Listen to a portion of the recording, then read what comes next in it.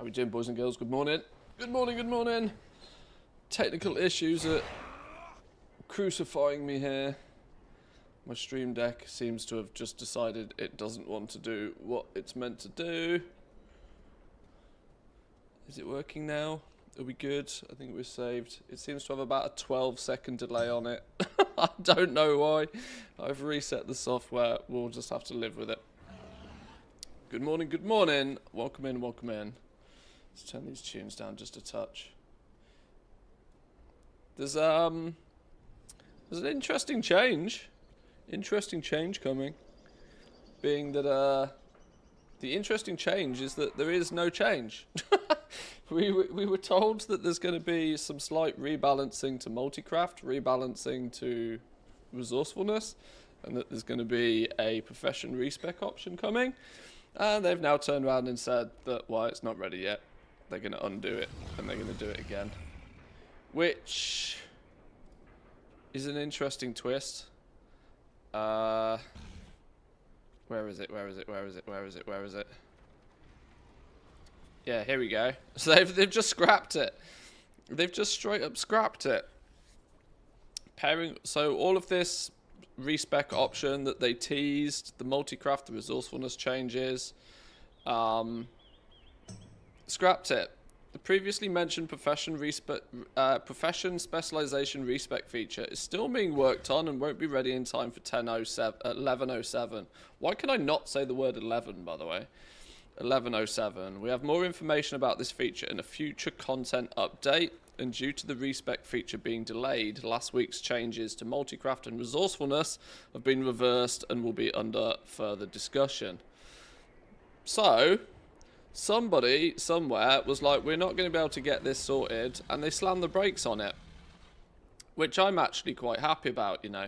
Not happy that it's not happening, but happy that they're willing to slam the brakes on and say, this isn't going to work properly yet, we can't launch it. So I kind of like that. But it does mean that Blizzard's ears are probably going to be open to feedback on this now. If they've slammed the brakes and said that they're not going to be able to get this ready in time, I think they're going to be more willing to take feedback on board about how maybe this should be, you know, handled potentially. I'm not sure. Somebody at the top said no respec, don't ever let them respec, make them grind a new character out. Well, it's not that it's not coming, it's just that it's not going to be ready yet. Still being worked on, but won't be ready for 11.0.7. I kind of wonder if they're going to take this as an opportunity to like really rethink it. But the time to have really rethunk it would have been for the launch of the expansion, not like halfway through it. Because one thing I've always been concerned about is that if they give you the ability to respec, respecing has to be very careful in an economy situation.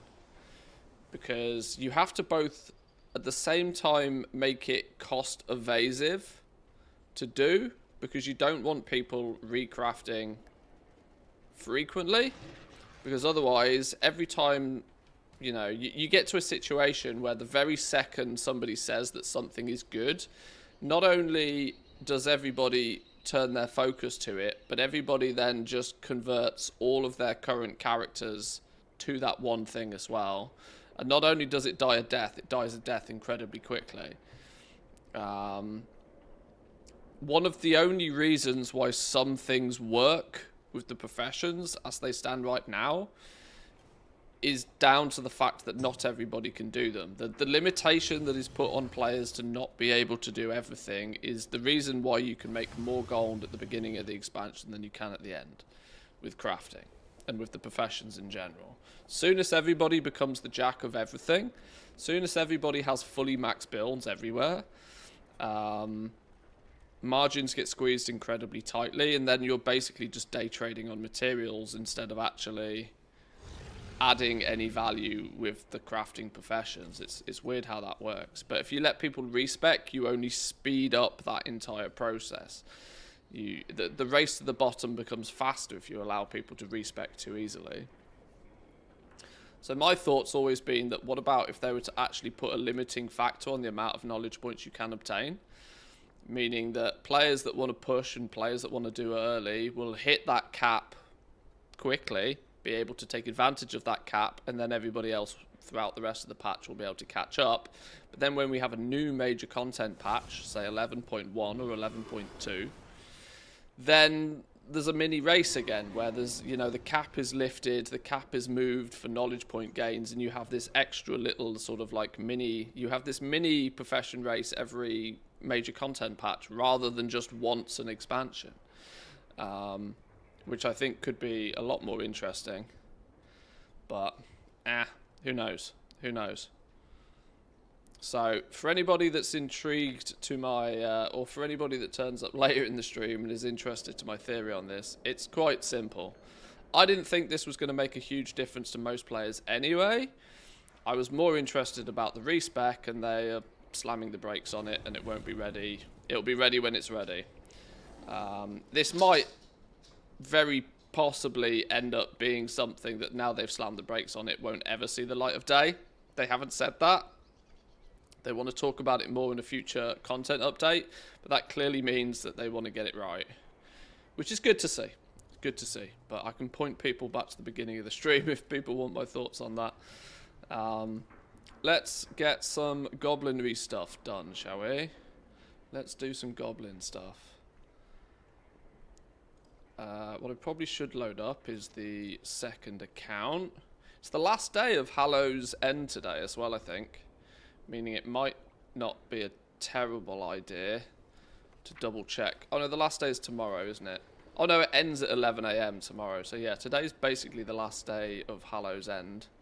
Might be a good opportunity to double check I've done everything I need to there. I'm quite sure I have. I'm pretty sure I've done all of my candy bucket stuff. Let's do the fun thing of check the auction house first.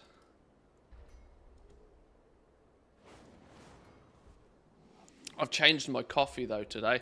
I've done a terrible thing and I've changed my coffee and I haven't tried it yet and I don't know if I like it.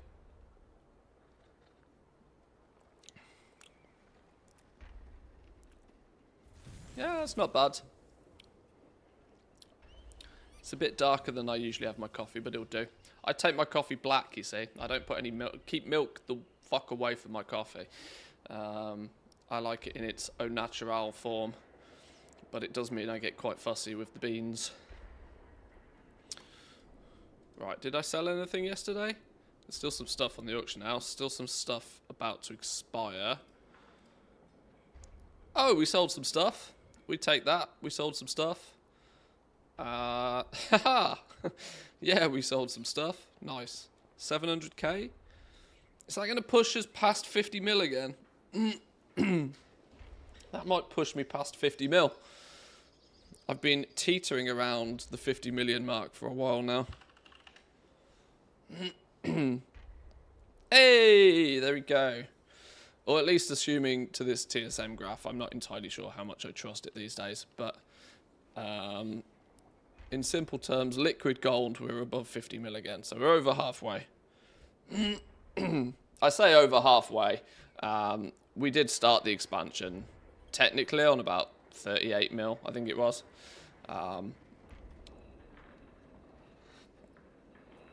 But then we went and spent a fuckload and have had to be making it back. If we look at 3 months, I nuked my TSM.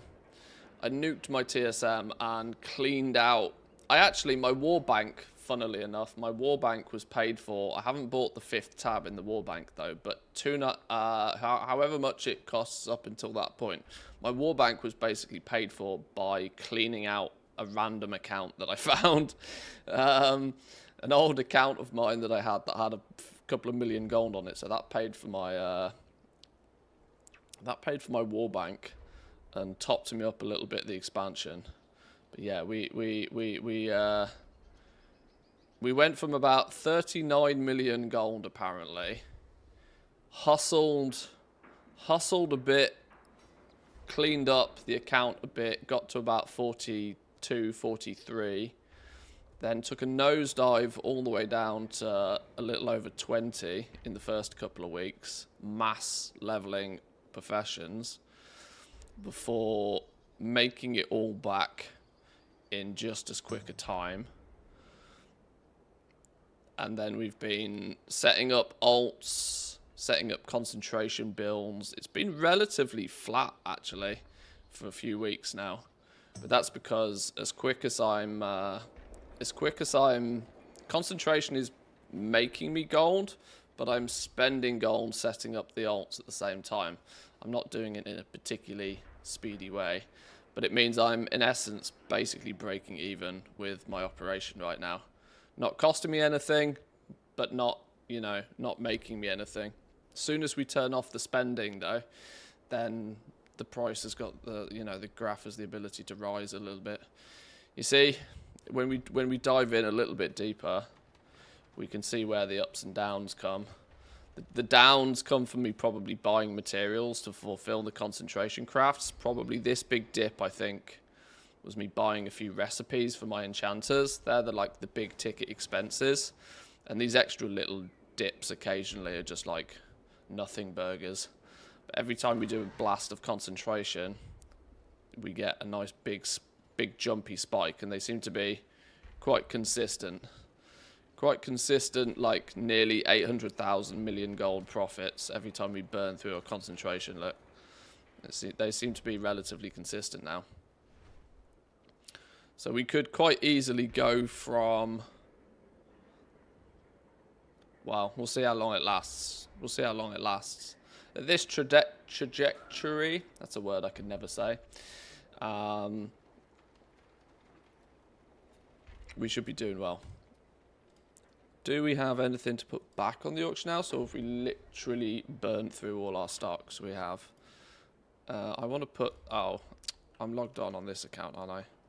Oh, well.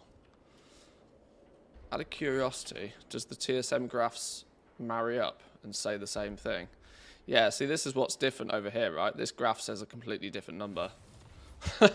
This graph has a completely different number. This graph seems to think we have 53, nearly 54 million gold. Whereas this one seems to think we have 50 million gold. So the answer here is I've got no fucking clue how much gold I've got, really. I'm just kind of... At least the graphs roughly look similar. I just don't trust all the numbers. I don't know how we fix that. I don't know if that is fixable. Maybe not using TSM would actually be the solution. I wonder if it's collated more effectively via the app and then on the website. That's a good question. Cool. Let's have a look. If I have this TSM premium business, I should probably pay some attention to it.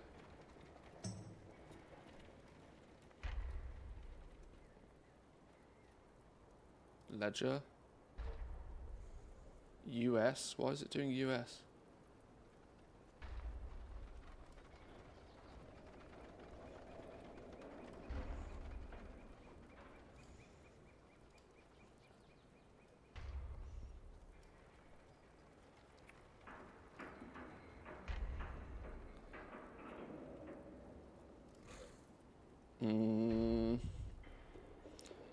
So what's this then?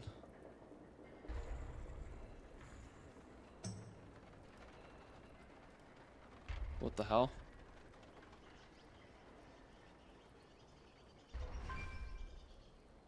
What the hell?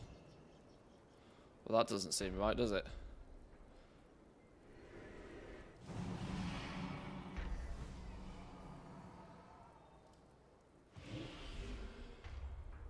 What the hell? Okay, well that graph doesn't work. Sales, 7-day ledger summary.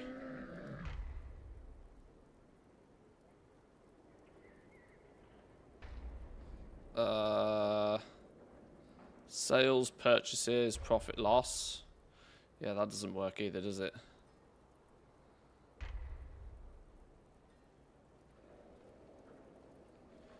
Yeah, that doesn't work either. Oh dear.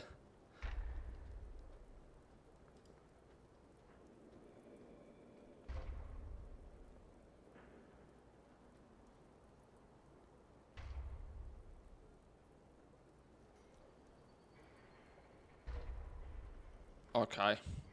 We'll just ignore that for now. Pretend that doesn't happen. Would you argue it's too late for somebody to enter the crafting markets at this point in a patch cycle? Would be better served prepping my character professions for the next major patch? It will never be too late, because of concentration is literally the way you make gold with your professions. Never say never, but it's absolutely definitely 100% not too late. No. Are you too late to make tens of millions of gold with one character? Yes. Are you too late to make gold with the professions? Absolutely not. Absolutely not. It's an understanding of how you go about using the professions though now, because it's seemingly different to what it was before. Your concentration is your gold. What your skill with your profession is in doing is making that concentration make you as much gold as possible. So everybody has a similar amount of concentration, but it's how you go about spending it that will determine whether you make more or less gold than somebody else.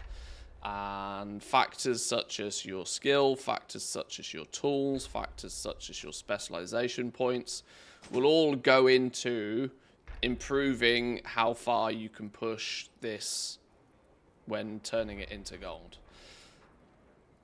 This is the concept of the crafting professions now that most people haven't really grasped fully. With the implementation of concentration, it's basically meant that turning around and trying to produce anything en masse at top quality is unlikely in most cases to net you any gold. Because it's too simple, it's too default, it's too old school. You're competing for razor thin margins again, which is unlikely to be ever profitable, really.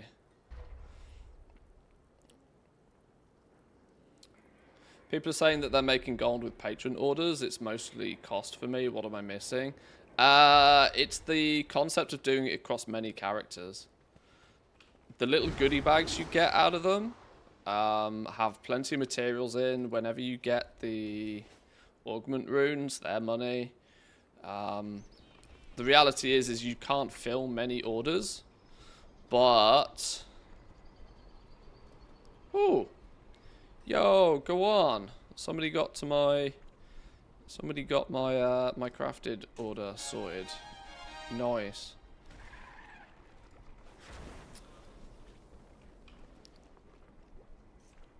Check me out. There we go. Nice new upgrade to the pew pew machine. What was I saying? What was I saying? I don't know. Well, oh yeah, Patron orders. It's mostly about the fact that you probably won't fill many orders a day. But for example, if I go to go look at my Patron orders here.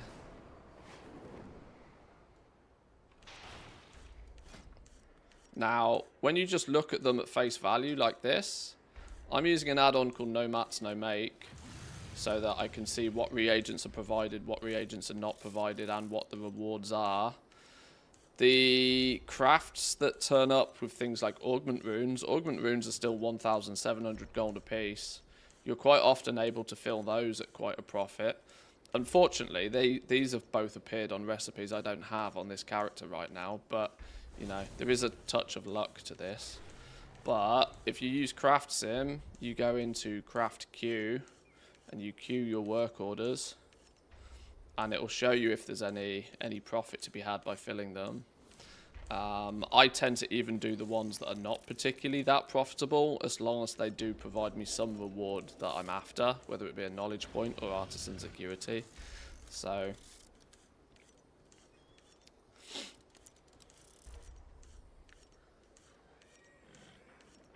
way behind on WoW's current profession design. Stopped following professions with the redesign in Dragonflight. The War Within's the best position they've been in for professions literally ever. it allows you to go on a lot more of a journey with your crafting professions if you wish, and you can continuously make small amounts of gold throughout that entire journey. Dragonflight was really brutal because you had to be bleeding edge or you didn't make any gold at all. And if you took a week off and fell behind, there was no way to catch back up in Dragonflight, so it was really cutthroat.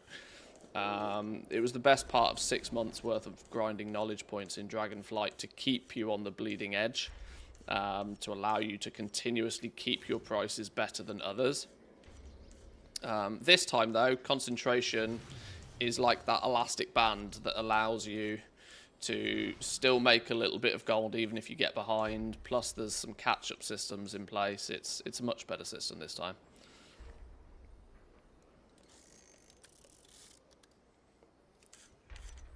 Let's craft this one quickly.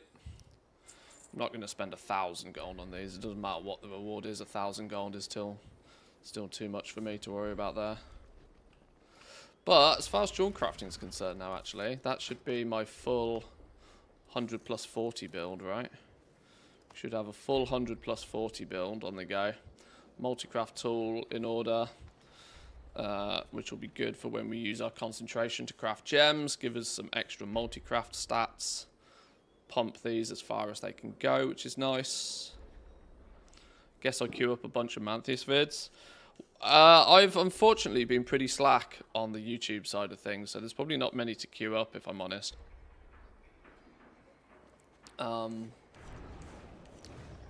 Now that we're deep into the patch, I might slow. Well, you may have already noticed that my stream schedule has slowed down a little bit. I'm trying to do it, a touch more casually than just turning around and saying, right, now we're doing 2 days a week streaming. But I'm slowing the amount of streams down a little bit, hopefully to give me a bit more enthusiasm to do some YouTube content. I funnel people to the Discord though. The Discord's the best place to go. You can ask a question at any time of the day in the Discord, and there's not only me, but plenty of other smart people in there that can easily help you out.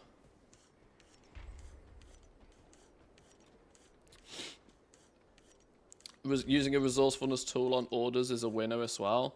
Yeah, see, this is it. So when you are filling orders, you probably want to, some players are now getting to the point where they have multiple tools. One that's spec'd into multicraft, one that's spec'd into resourcefulness, one that's spec'd into ingenuity. So depending on what they're doing, they can stack the best stats that can benefit that side hustle.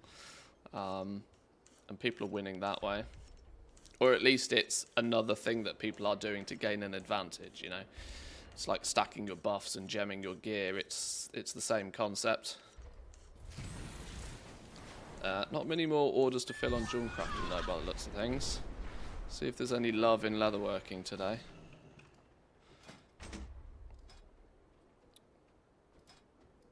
Any public orders? Of course not.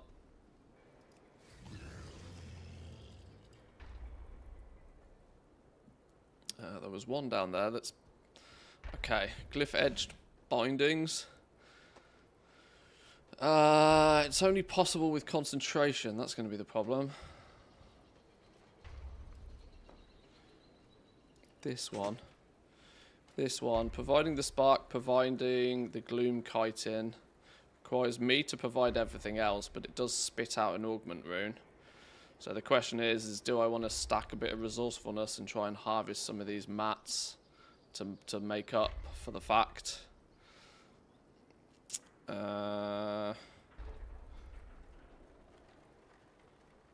Sure, why not? Leatherworking doesn't really provide me much use for concentration other than this, so sure. We could do with a resourcefulness proc, really. No resourcefulness proc, but we did get the augment rune, which will cover a lot of the cost of crafting that. Secondly, we did get artisan's metal, and it was a first time craft, so I also don't mind too heavily. Whoa, whoa, whoa, whoa, whoa. I've got 15 points lying about that I haven't spent.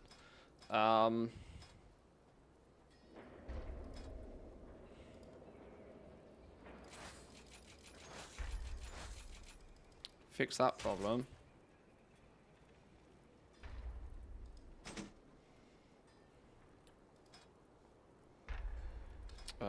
But that looked to be practically the only order that I'm interested in, really. What's this give me? A knowledge point for 100 gold? Sure.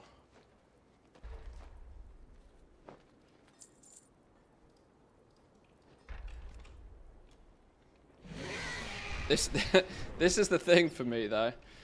As much as my patron orders, my concentration makes me a little bit of gold, I have pretty aggressive spending habits with my professions as well. Which often pushes me to the point of non-profitability. My bags are gross, aren't they? I need to fix this. Maybe not today.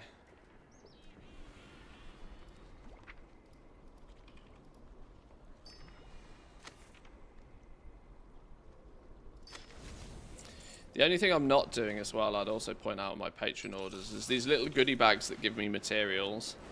In theory, you should probably sell all the materials. But what I'm actually doing is I'm just throwing them in the war bank. And they're then being used to fulfill other orders. So, in a way, my actual only cost is when I need to buy more maps. But I'm actually very infrequently needing to buy more maps. And when I do, I buy a bonk load of them.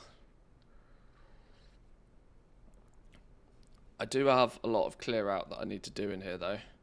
I have huge amounts of spools that I need to do something with. A lot of cloth that's clogging up. Return and the war bank. Right, where are we at though, character-wise? I'm really happy we got that crafted weapon now. That's put my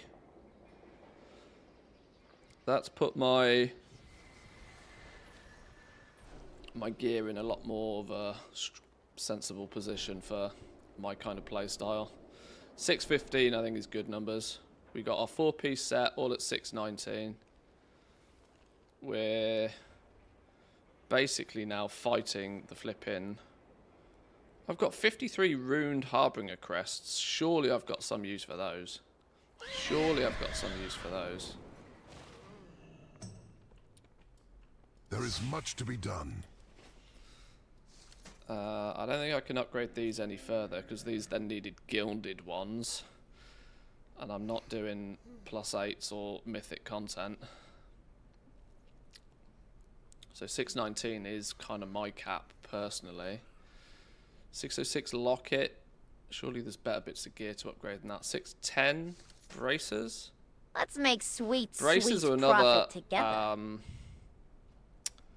Braces are another candidate for crafting.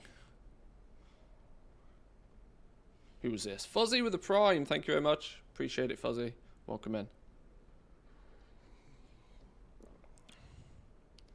619, 606, 610, 606. I hate upgrading rings and trinkets because, well, I just hate upgrading rings and trinkets. But I'm at the point where it's the only real thing to upgrade.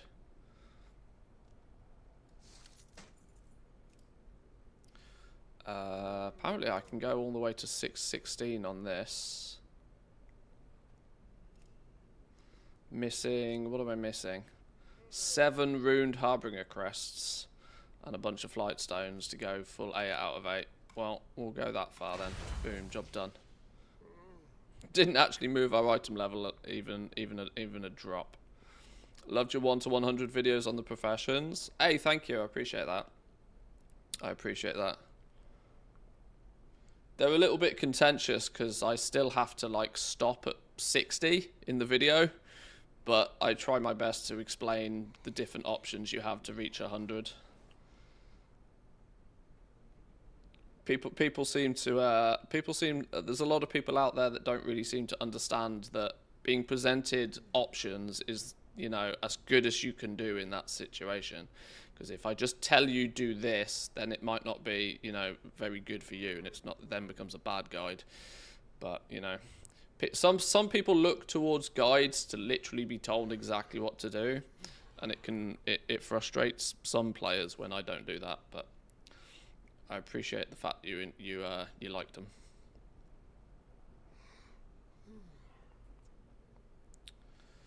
Tier gloves are the worst for stats, so they're a perfect place to make some crafted ones.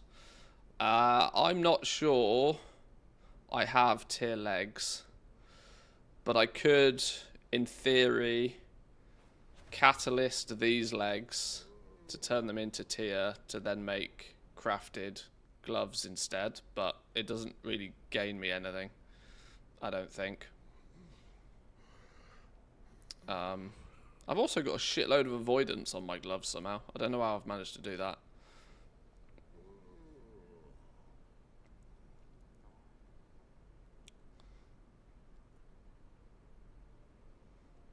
Anyway, I don't worry about the gear side of stuff too much anyway.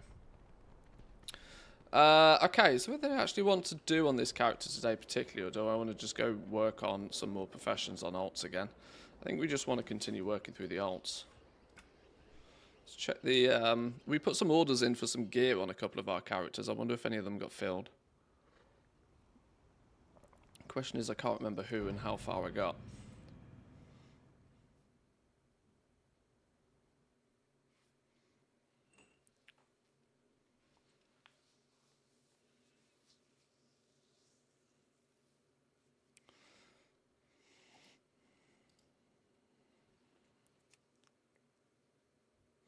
Concentration day for me. I'm excited to get home and craft some.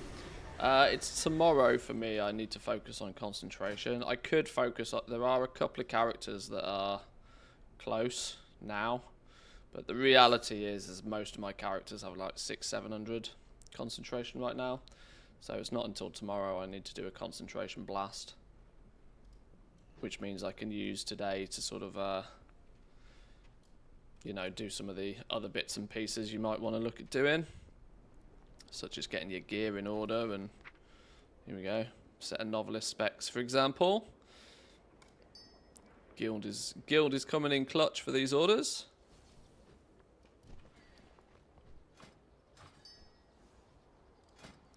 So where does that put the tailor? Does that put the tailor fully built? Yeah, there we go, fully spec tailor now.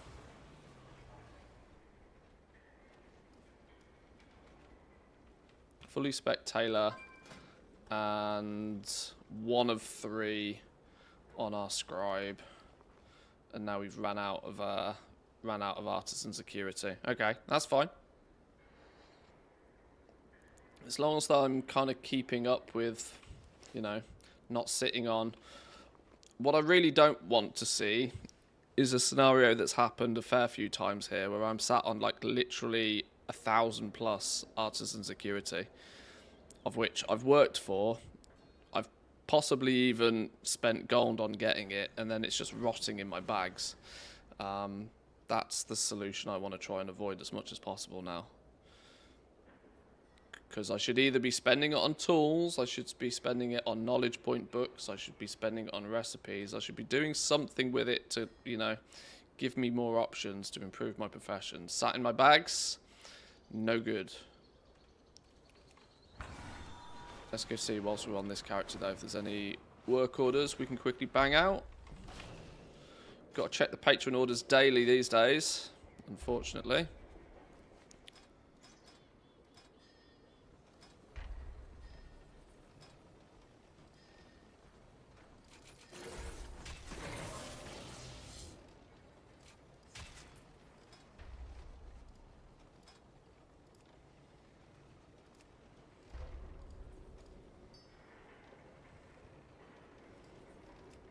One that's likely to make us some money, because it comes with a pentagon review, which we can sell. A knowledge point for like 100 gold. Can't really argue against that one. Nice. What about inscription?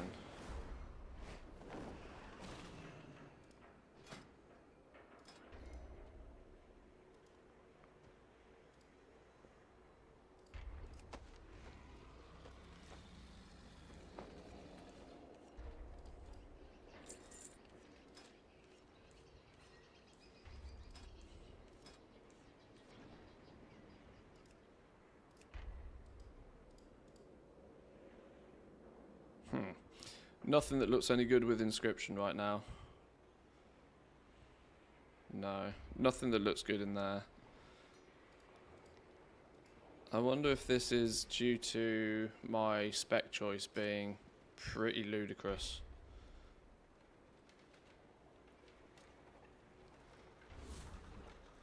Speccing into these is also not a terrible idea, but you then have to go buy the recipe as well, which is a bait.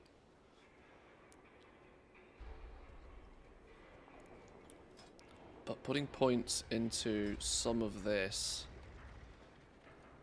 makes work orders, makes concentration. What have I got? 45 points. I could put 15 in each of these, or I could fill 1.5 of them. Let's fill the multi-craft. Do I just put 15 points in each? Seems really silly to do, but a little bit of everything.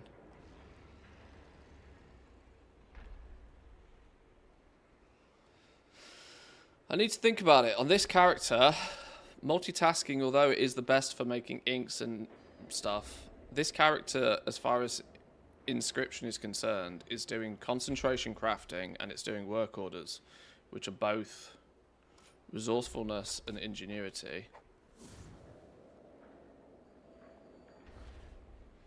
I'm not actually mass producing anything on this. Certainly not anything that greatly benefits. Concentration obviously benefits from multitasking, so maybe we fill multitasking first. Means when we make our Vantus runes, we have a chance to make yet more Vantus runes, for example. And then weirdly, I'm going to put points in ingenuity, I think, before I put points in resourcefulness. Which feels like a weird choice, and it kind of makes me feel a bit icky because it's entirely against most of my rules and regulations for professions, but based on how I use this character, it's the better option.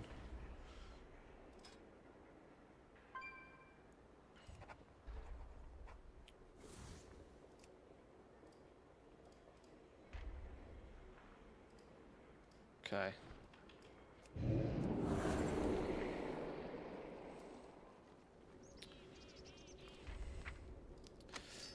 Is it worth it to make a scribe alt for crafting the books for other professions?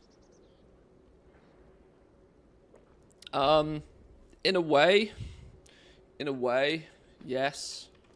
And the reason I say in a way is because it doesn't necessarily make your materials any cheaper. And the God's honest truth is you can put work orders out there for like 50 gold and people fill them. So you're only saving what you would tip somebody else to do it, because the materials are the same, right? The advantage is when you do multi-craft, you know, if you can stack that scribe in a way that benefits you the most, whereas you can't necessarily guarantee if you do a public order whether somebody's stacked resourcefulness or whether they've stacked multi-craft or what. But long term, the answer is yes. The interesting thing, though, is that most scribes level up by making those books, so pretty much any scribe is able to do them. It's quite a common way to level up inscription, to just mass produce these books until you hit 100.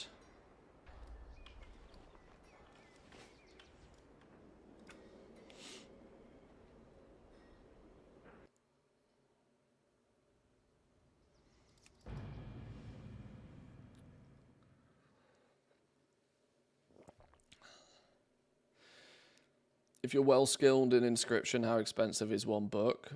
Oh, I couldn't tell you. I don't know in that detail. You've got to remember that the cost to craft one thing is quite varied now, because multi-craft resourcefulness exists. There's the cost to press the button, but that's not really the number you're looking for. The TLDR is yes, anything you can bring in-house, anything you can do yourself, means you're not paying profit, you're not paying a markup to somebody else. Anything you bring in-house is beneficial, until you start getting to the point where you look at materials, right? Going out and farming your own materials is a fallacy. Don't get fooled into that, but any intermediate crafting you can do is usually beneficial. Long term, at least. If not short term, it will be eventually. Right, we're fully caught up on enchanting. Let's have a quick look at blacksmithing.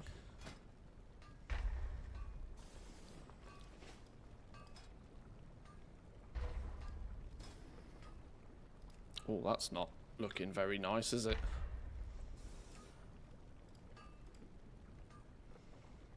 Okay, there's a order for a pickaxe that turns up with all its mats. We'll do that one. There's an extra knowledge point and a bit of gold. 10 artisan security. How are we doing on artisan security on this fella? 340. We still need books and probably more tools and stuff, so I'm willing to spend a little bit to get a little bit right now.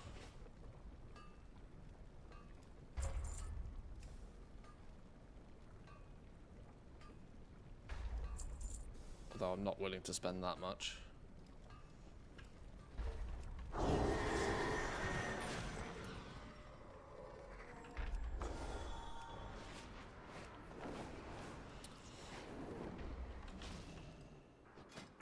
Don't sleep on enchanting orders either, by the way.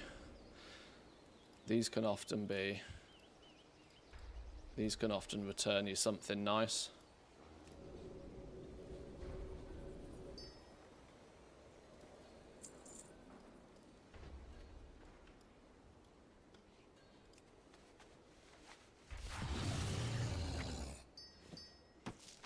Oh, what did we get there? We got an order filled. 2 orders filled. Nice.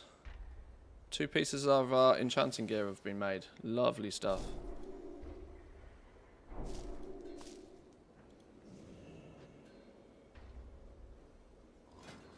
Does that put us full build now for enchanting? It does.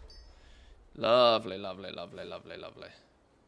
Full build enchanting. 105 plus 40.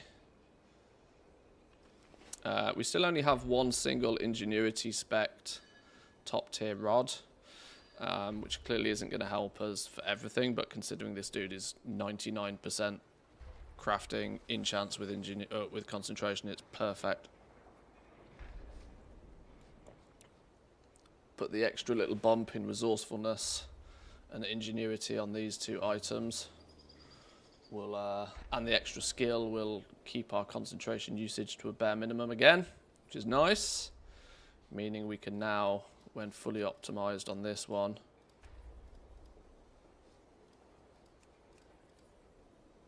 presumably get the numbers looking nice and spicy. Not top profit. Oh, I see what it. Yeah, okay. Yeah, that. Yeah, okay.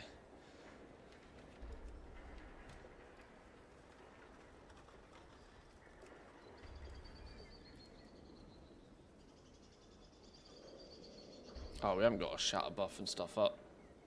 I'm not actually spending this now. I'm just trying to simulate what it looks like, but that will have helped. That will have helped from a resourcefulness standpoint, at least a little.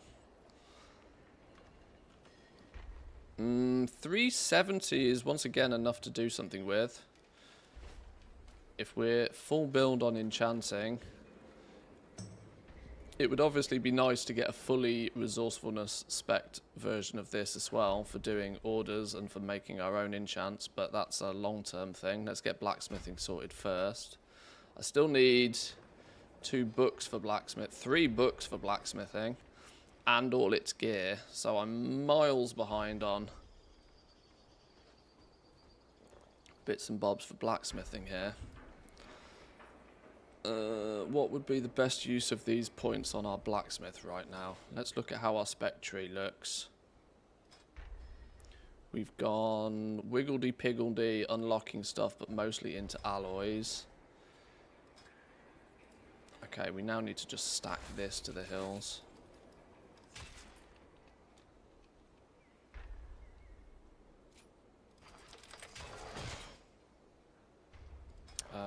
But in essence, this blacksmith is once again mostly used for making a handful of alloys on a occasional basis. Maybe we look at getting him his first tool then, maybe. Full multi-craft spec'd. Full multi-craft spec'd hammer. What does one of those set us back? Is ingenuity best for enchanters? 616 rod with resourcefulness. For concentration for using concentration, yes. But a 616 rod for resourcefulness is best if you're mass producing stuff. So it depends what you're doing. I have an extended supply of goods for outlanders.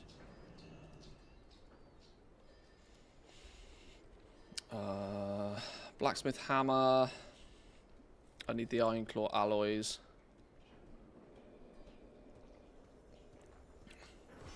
Oh, and blacksmiths make these as well. Does that not mean I have the ability to make these myself? Hang on.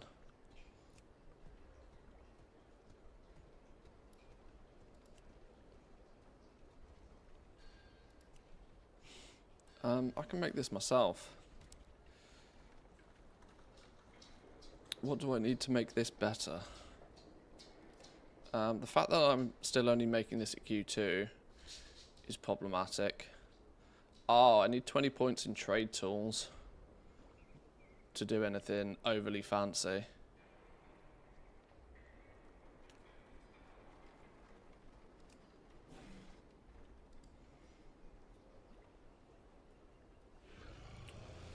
So I'm unlikely to be able to make that particularly well anyway. What about the toolbox? Same situation with the toolbox. My directive has been fulfilled.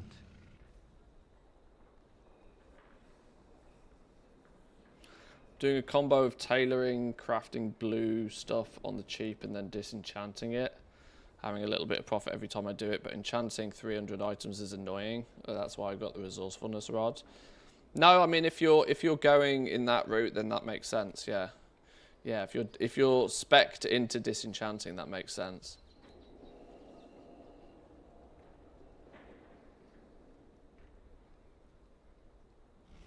Potassium and magnesium for me makes a huge difference with extra water. Hey, hi Haley. Welcome in.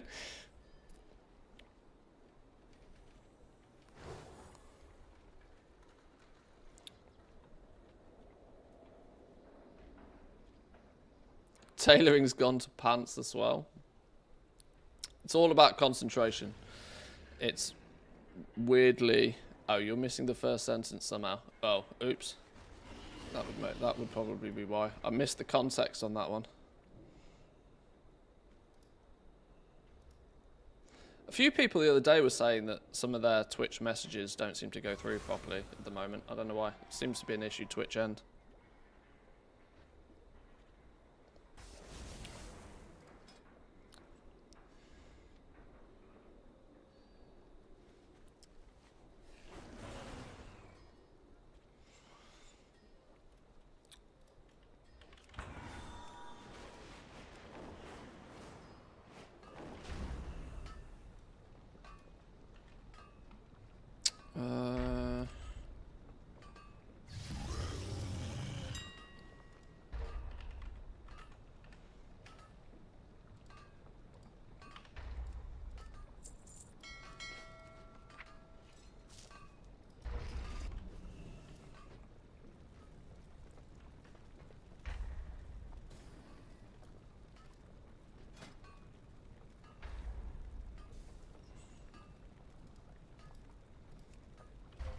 Oh, I can do it at Q4 and Q5 with concentration.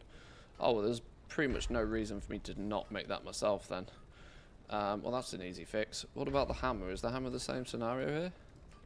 4 and then 5 with concentration. Alright then. Let me go get a probably multi-craft. Multi-craft where multi-craft works. Blacksmithing's another one of those, you know, where actually ingenuity might. No, I still don't think ingenuity can outbeat resourcefulness, but ingenuity cannot outbeat multi-craft is usually the rule I go by. Simply because although ingenuity is already at an 80% refund when it does proc, I'm looking at things like making alloys here, for example. When we do Q2s and we do Q3s and we do concentrations, multi-craft obviously creates more of them. I still think that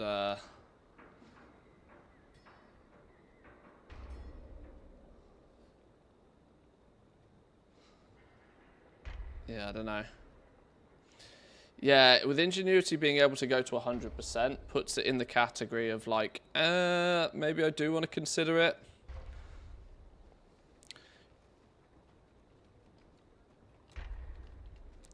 I don't know about the maths, but ingenuity is going to give you more chances to proc the multi-craft. Well, this is it, but when you spec your tool, you're taking either or. So I'm still relatively convinced the maths plays out to go multi-craft. I don't know. I'll build one with multi-craft anyway. We can always build another one eventually if the maths turns out to be the opposite way. Missive of summon. Missive of. One of you.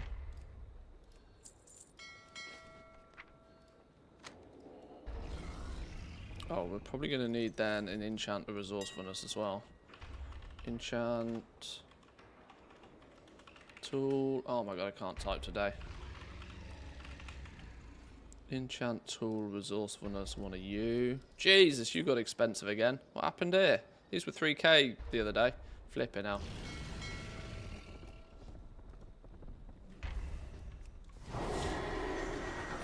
I'm far too willing to pay convenience tax though. I should absolutely be making all of these myself in-house.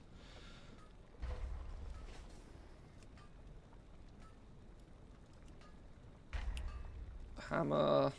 One of you. Some of you. We're still not very skilled, but concentration makes up for that. Okay.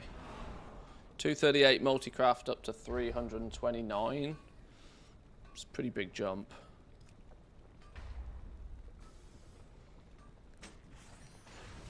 So there's our hammer. Let's... Where did my enchant go? Ah, did I buy it but not put the... Did I not pick it up from the mailbox? Every time.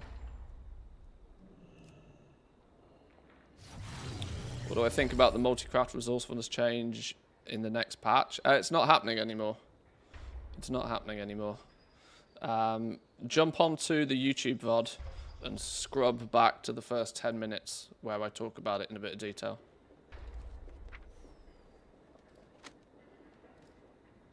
I say jump onto the YouTube VOD because you can't scrub on Twitch whilst we're live.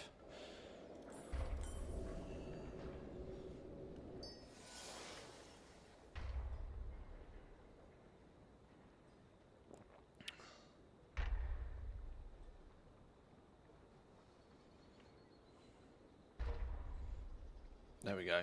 That's a much better tool to have. And that should have burnt most of our ingenuity. It has. Wonderful stuff. Nothing much more we can do on this dude today then. Let's mosey on. Let's just put everything in the war bank. Worry about it another day.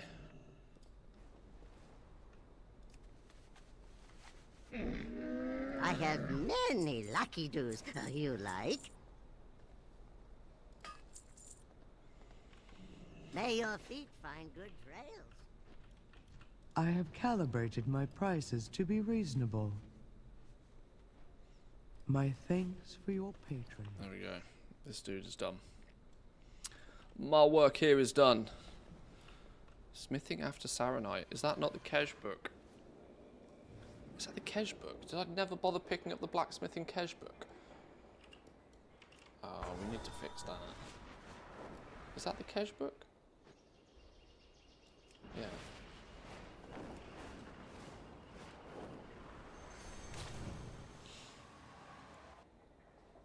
Why did I pick up the enchanting one and not the blacksmithing one? Why would I have made the trip into Spiderland and not done the whole job? They've said nothing about the inscription change though. Inscription change?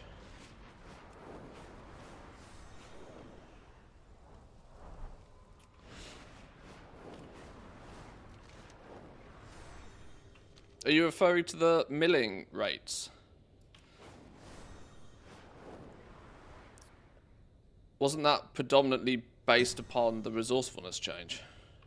Which means that would in essence also be, you know, you were only getting more pigments per stack of herbs based upon the fact that you were able to reprocess, you were proccing resourcefulness more, meaning you were able to remill the herbs more, I think. Or are we talking about two different things?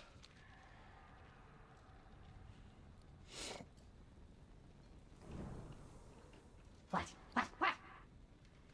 Oh, I don't have the cash. I'm 100 short. Oh, see you soon. Currency, cash, transfer.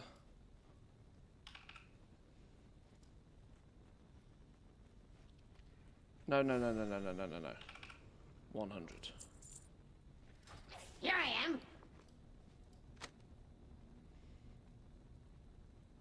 I'm never going to want that.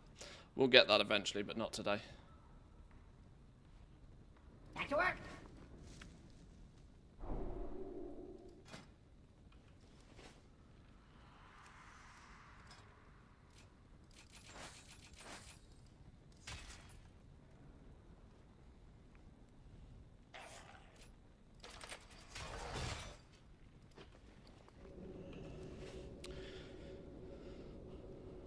Inscription total bonus amount of additional goods multicraft produces from the multitasking tree reduced to 50 was 100. Never mind, it's been wiped off too. Oh yeah, they did that little one for. They did a separate little bonus to inscription and to tailoring, didn't they? Yeah, yeah. They seem to have just scrapped their profession changes for the next patch, almost entirely.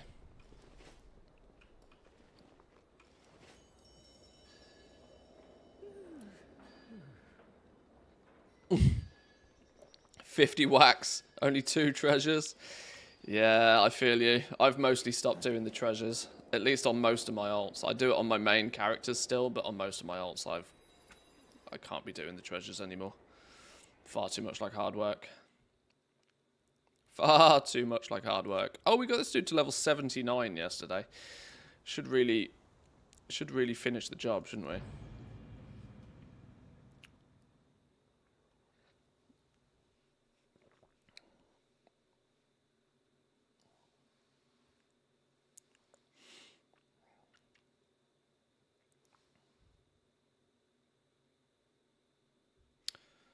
People making gold with alloys right now, I max everything, and core alloys, quality 3 are 1 gold profits for me.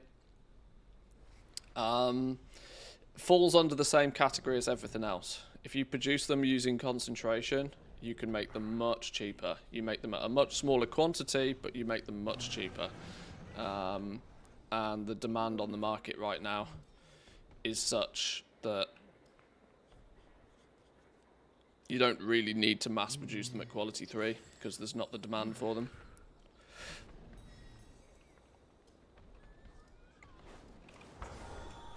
We're very much in the mid tier of the patch now.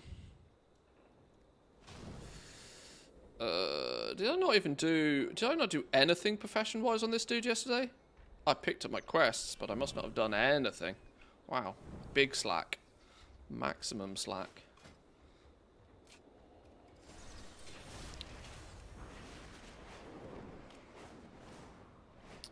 Let's start with alchemy real quick. Or maybe I looked and maybe there just wasn't much love.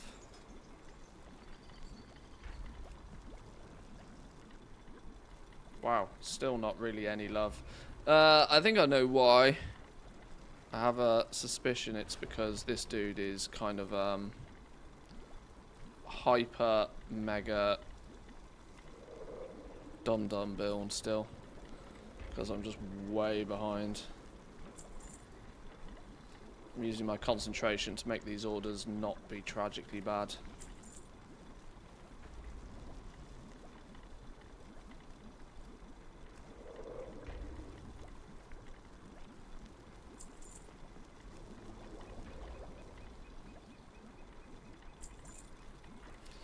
Thinking about doing some leveling of the old army this weekend, it couldn't hurt. Now's a really good time to do it. You can stack so many bonuses and make it really quick.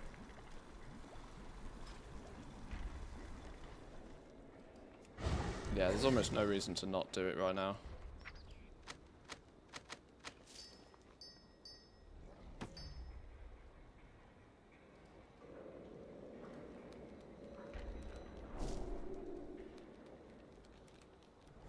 That is assuming that you've got nothing better to do, obviously, but right now is a good time to do some leveling.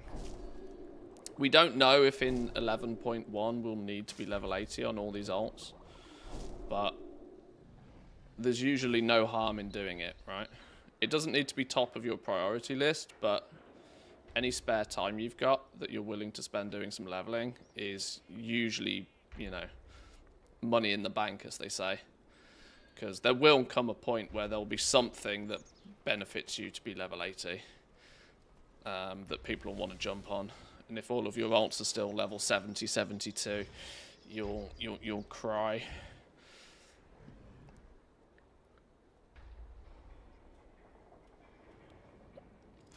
This alchemist is still fully in Land of Dum Dum because I'm just kind of not. I was going to go into thaumaturgy with this character, but I ended up being so goddamn far behind. I was like, well, it's nearly silly at this point. Why did I stop at 50 skill points there as well? That was annoying. Annoyingly stupid.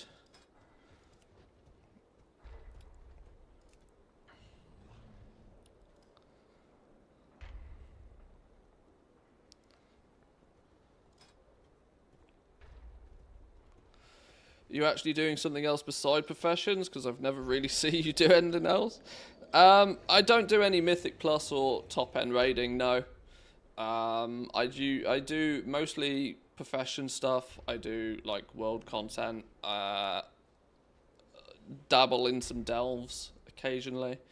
I'm a big fan of like collecting stuff. All the things addiction grabs me pretty hard. But also, I kind of like the fact that I can blast professions, make a bunch of gold, and then for the most part, put World of Warcraft down. I tend to hyperplay the game at the beginning and then get to a certain point and then I put it down.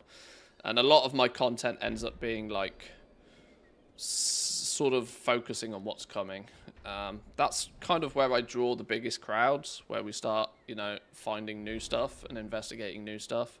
Go on the PTR or the alphas or betas for new expansions and stuff.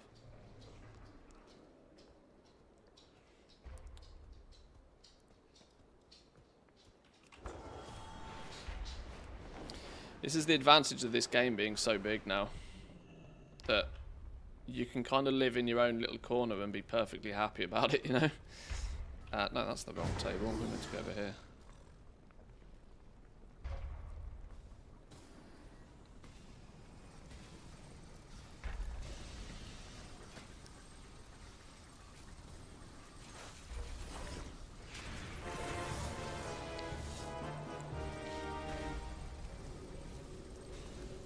It's going to put me on 99.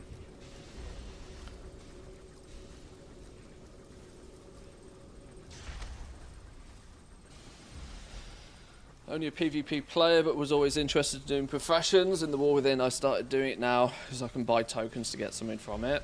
Yeah, like the advantage that this playstyle has afforded me over the years is that I have not bought a Blizzard product for like 10 years now, or however long it's been since the token came out. When did the token come out? 2016? Are we in the 8th year now? Maybe? Are we in the 8th year of the token being a thing? Ever since the token came out, I've not spent a penny on Blizzard products. Yeah, I have them all. Like, there was a period in time where I had, like, every Hearthstone card. I buy the Diablo 4 game and expansions the second they turn up, or, you know, all of this sort of stuff. I can choose to just randomly go play Call of Duty for the weekend if I want, and it's, you know, I don't care. It's just paid for with Blizzard Gold. Bruto, yeah, Bruto's another good one. Bruto's another good example. Oh, there's a $90 store mount. No problem. Boom.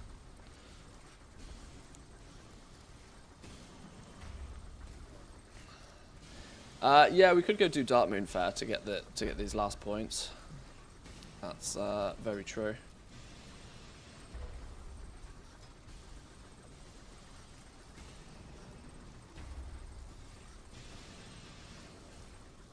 Wow, nothing particularly spicy there, is there?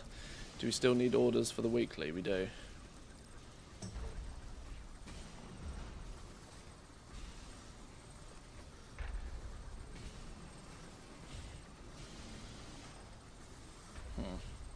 Even forcibly using concentration doesn't really make much of a difference.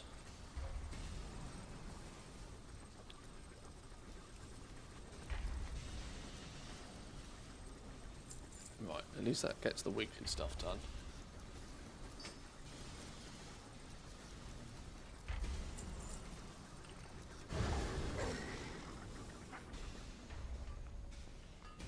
Want to buy the Bruto next month, maybe not got enough gold until then.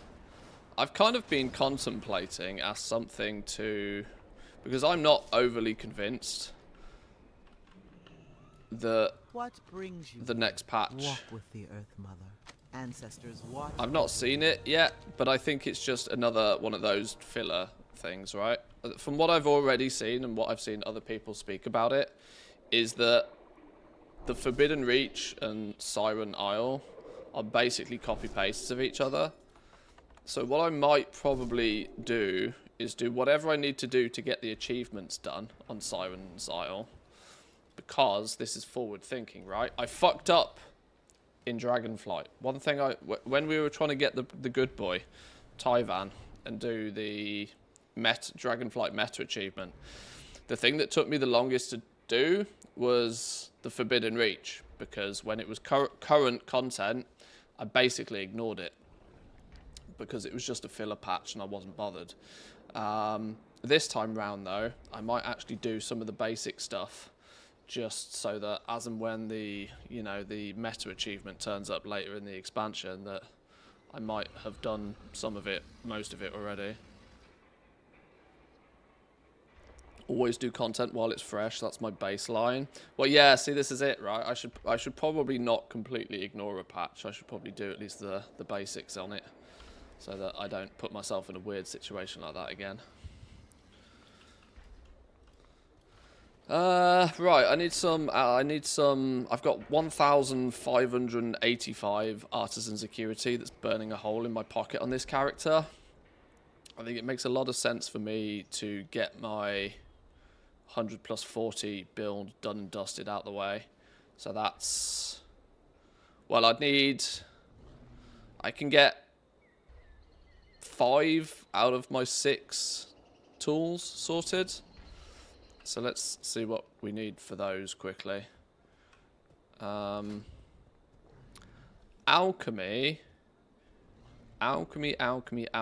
Thaumaturgy doesn't directly benefit from anything, does it? Oh, it benefits from resourcefulness. So maybe if we are going thaumaturgy spec on this dude, we go full resourcefulness. Full resourcefulness on the tool. Well, we can get the other two ones because they don't change.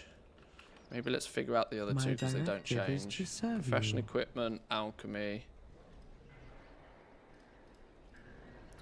So let's get the hat, track that recipe. The robe, track that recipe. Mixing rod, track that recipe. Let's go make sure that we've got... Let's make sure we've got some materials to put the orders in.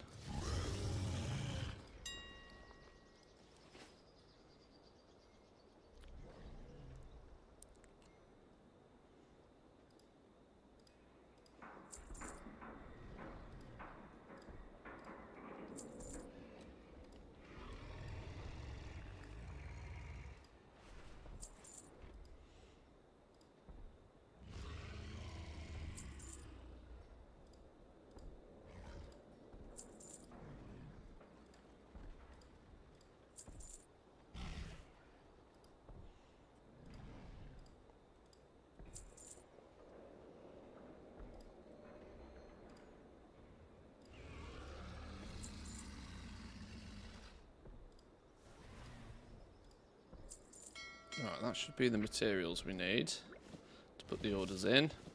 By the looks of things, I pretty much had all of the materials I needed anyway, but it's no biggie. I have now, calibrated my prices to be reasonable.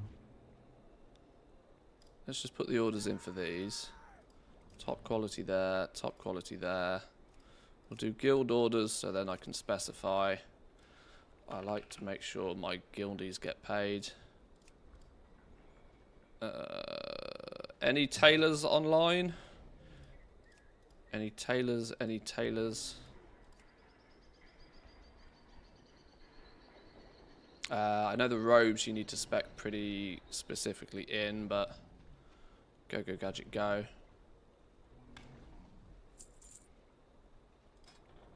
There's the robe.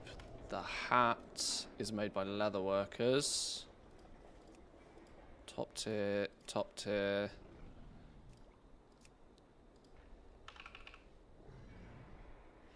See if somebody can hop on that one. Any leather workers?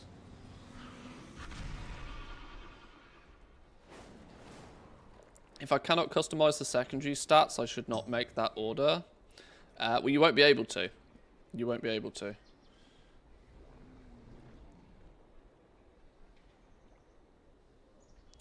The game won't let you take the order if you can't fulfill it properly. Unless it's a public order. And then anything goes. Mixing rod, I'm going to need... What did I decide we needed on the mixing rod? I need a missive of... Hang on. I need a missive of... What did we decide? Probably resourcefulness?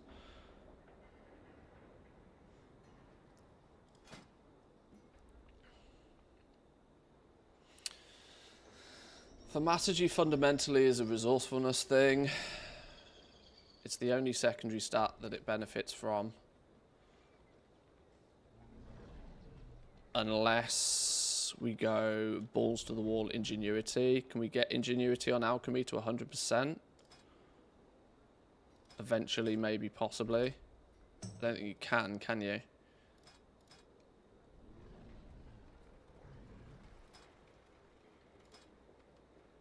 No. So, yeah, I think a resourcefulness tool is probably the play.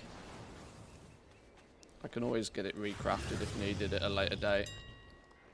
Missive of resourcefulness.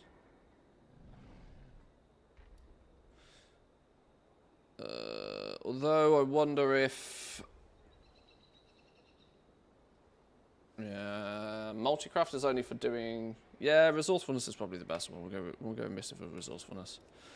I'm trying to... As you can probably tell, I'm trying to figure this out as I go along. Enchant tool, resourcefulness as well.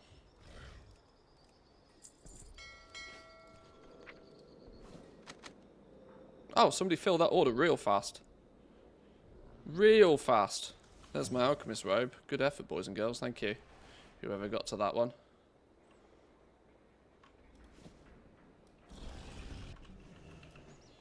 I have an extended supply of goods for Alright, mixing rod. outlanders. Top tier.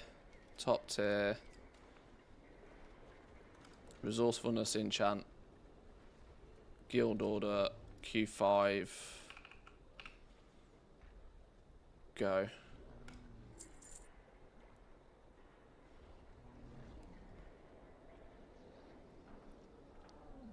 So they'll come back to me whenever needed. I've got 685 outstanding artisan security. Now my choice here is, do I pump that into engineering?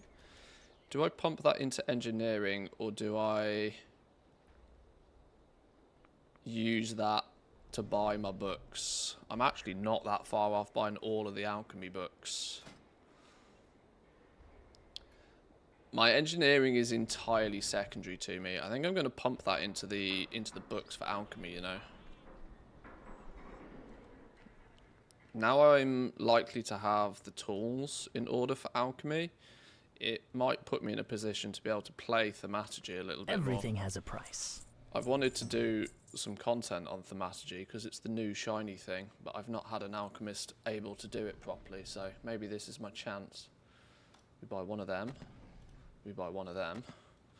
Keep your wits about you. That's some more alchemy points. The refund on those means we are 115 points away from buying the last book.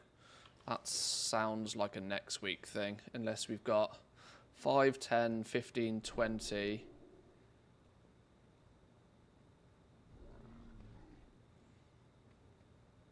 Oh, I wonder if we're nearly there, actually. I wonder if we're nearly there. I need to go get my Kej book, actually, from down south as well. Can you multi-craft proc on Patron orders? You can, but it's of no benefit to you, because it just disappears into the nether. That's why you want to stack resourcefulness for Patron orders.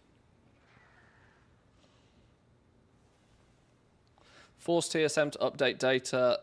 Now I can close and reopen the client and reload the game. It depends. TSM only updates once an hour. If you're missing an update, if you're, say for example, when you hover over this, you see TSM auction DB.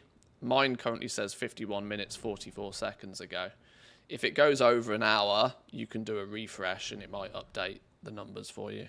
You can do just /reload or log in, log out. That'll work. But if it's less than an hour, it won't change the data because TSM has not had new data. It's important to know that the data only updates once an hour anyway. Oh, a hat and the mixing rod. Boys and girls, thank you very much. Appreciate this. There are some people making some top dollar off me in the guild right now.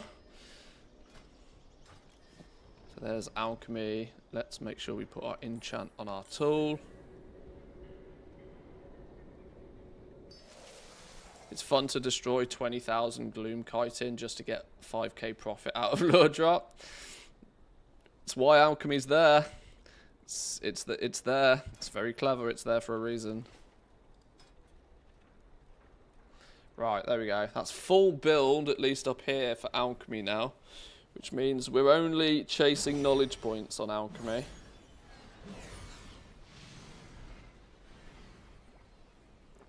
Only chasing knowledge points.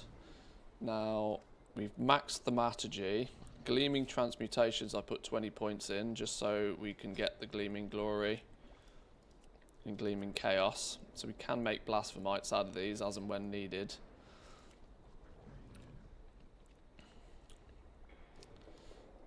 I have 20 knowledge points to spend somewhere. I'm quite sure you may now discover the mercurial transmutations by performing thaumaturgy on mercurial transmutagen. You have a chance to receive additional mercurial transmutagen when performing acts of thaumaturgy or transmutation. You have a chance to receive additional mercurial transmutagen when performing acts of thaumaturgy or transmutagen. Acts of thaumaturgy with a mercurial material now yields a small amount of ominous transmutagen. So I realistically need to get this entire tree filled. How far am I still behind? 25, 50, 75, 105? Fucking hell. I'm still 105 points behind.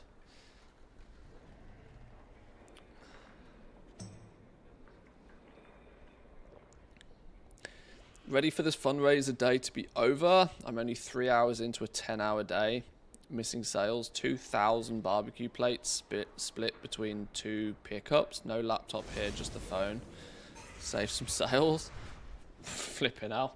I don't know if that sounds like a fun day out or sounds like hell. Have fun though, either way. How's my jewel crafting going? It's jewel crafting. I just make gems on every couple of days with my jewel crafter right now. Nothing overly fancy.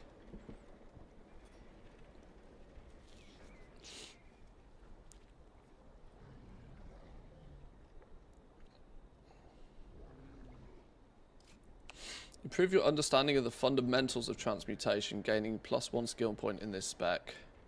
Gain 3 skill when performing transmutations, sorry.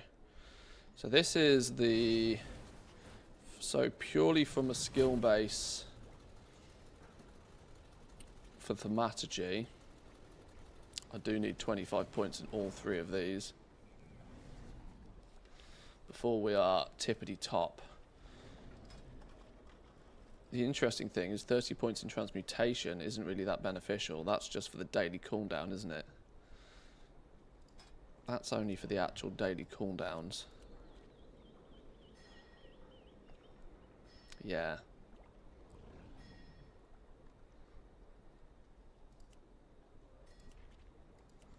So I think from the standpoint of actually doing thaumaturgy properly, my goal is to get 75 points and fill all of these.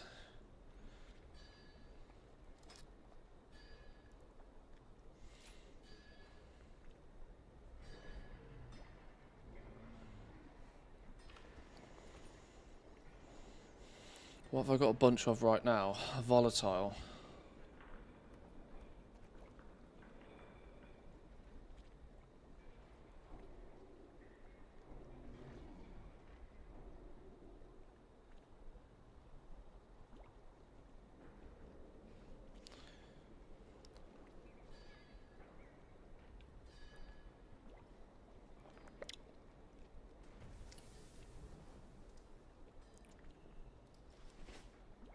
Alright, I'm going to hang fire on this for a minute, just because I need to pay a little bit more attention to what's going on here before I spend those extra points.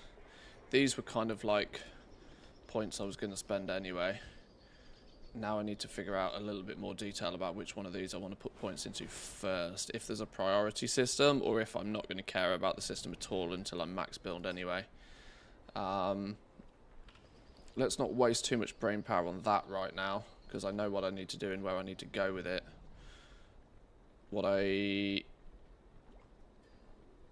Yeah, I need to save up a little bit more artisan security. Let's get the treasures done on this dude. I know I say I don't do treasures particularly, but on my main 4 characters, I do still do the treasures. I'm going to get Dark Moon out the way nice and fast first. Let's just make this list a little bit smaller quickly. Get some of the odds and ends done. Today is an odds and ends kind of day. Tomorrow is make stuff with concentration day. And then it's the weekend, so... Why can't all the professions have easy catch-up like enchanting? Takes ages starting from scratch on all of the others. The catch-up that enchanting has, I think, is a little bit too fast and a little bit too easy. The only saving grace is that enchanting has so many goddamn options and paths you can go. It still means that people are going to go different routes.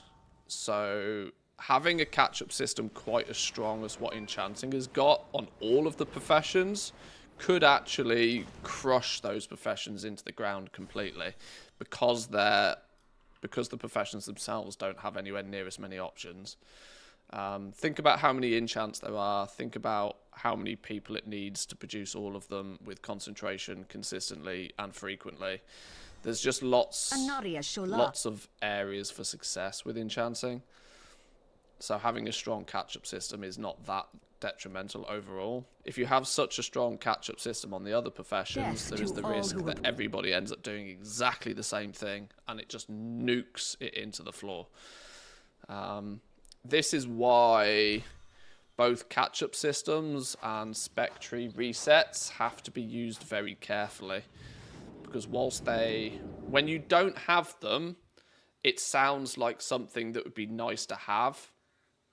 But when you realize if you can have that nice thing, everybody has that nice thing, you have to bear in mind what the ramifications of that is.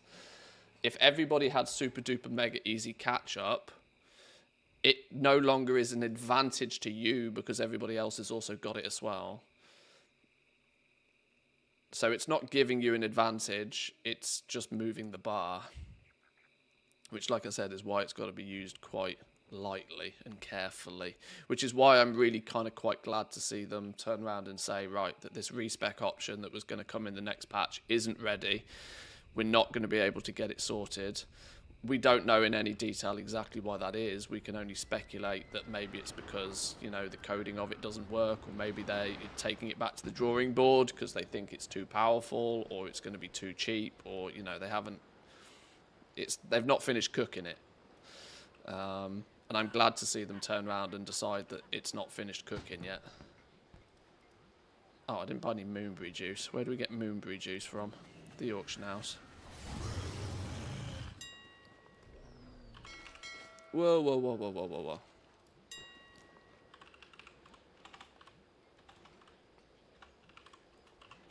It's one word, isn't it?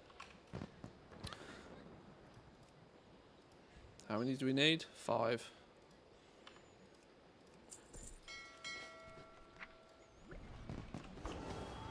Hello. Good luck, friend.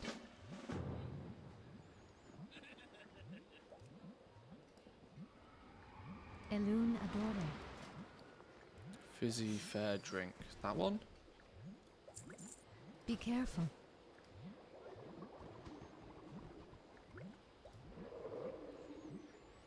What am I up to with alchemy? This alchemist specifically is going into thaumaturgy.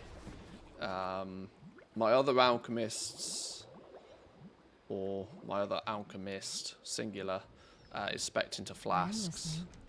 A shell fell out. Considering thaumaturgy is the new thing, Farewell. I feel like I should have a character that's optimally set up for doing it.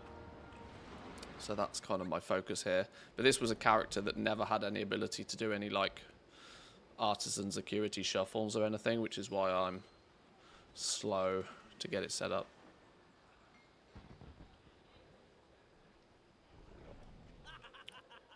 Talking Tonks, where are you? Oh, I'm going to miss my instant flight form. I love my instant flight form during Hallow's End. Voodoo be seeing ya. Spirits be with you, man. What do we do with this? Repair Tonks. I need to find them then.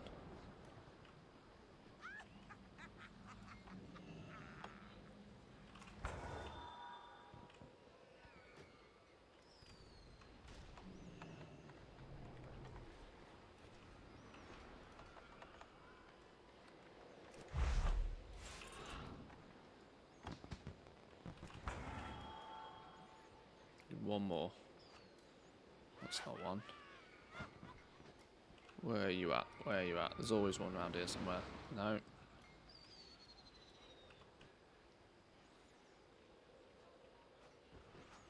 Here we go. 5.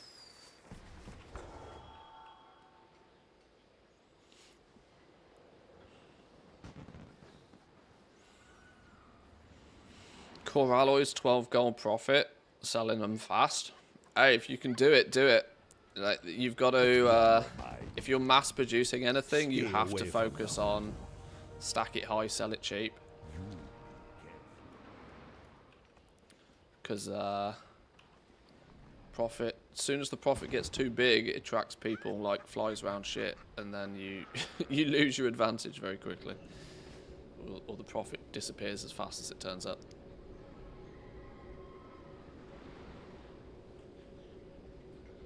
Trying to make Flask of Alchemical Chaos at rank 3 with concentration, but the skill's like 755. Can't reach that even with blue tools. So I don't know what to do. Alchemical Chaos is one of the highest difficulty. In fact, I think it is the highest difficulty recipe in the game. And it's because what you need to do is you need to fill all of these nodes. Because that flask takes all 4 of these herbs, so benefits from all 4 of these nodes plus the main one. You basically need all this section of this tree full to be able to guarantee it at quality 3. But even to make the damn thing at quality 2, you need a bunch. Yeah, not Mycobloom, yeah. Everything but Mycobloom in this tree. I haven't even unlocked the recipe on this dude because I've not burnt herbs, but yeah. Even making this at quality 2 is not easy. You need to be able to make it at quality 2, so then concentration can make it for you at quality 3. Much easier to achieve if you are slowly building into flasks anyway. But the way you do that is you want 30 points in flasks, 25 points in bulk production, and then you want everything but Mycobloom full in Alchemical Mastery Tree. It's quick maths, it's like 240 knowledge points or something to be able to eventually guarantee it at quality 3, which people can do now, by the way. There is not a single recipe in the game that people can't guarantee at quality 3 now, I don't think. There's plenty enough knowledge points floating about. But it's, yeah, it's a wild ride to get there.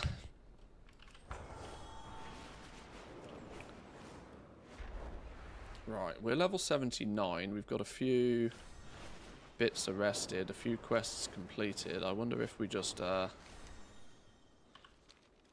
find some treasures, do a couple of dungeons, get this dude to 80 at the same time. A bit of wombo combo. Get some celebration tokens, you know, tick a few boxes here. Our miners had to leave their tools behind when the Nerubians attacked. Please retrieve them.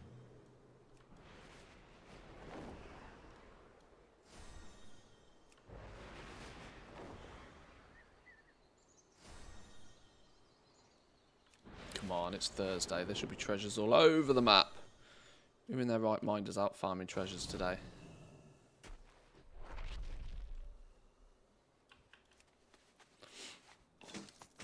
There's our first one. Not for the profession we're really looking for it, but we'll take it all the same. 1 out of 4.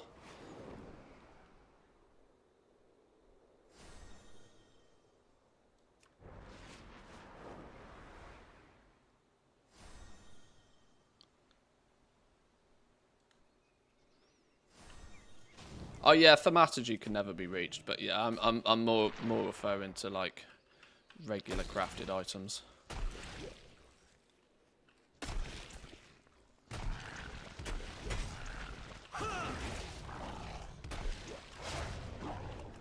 Has this dude got any gear? Oh god, no.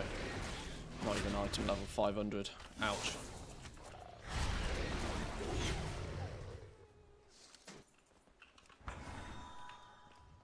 I want to make flasks with concentration. Should I go ingenuity on my tools or multi-craft?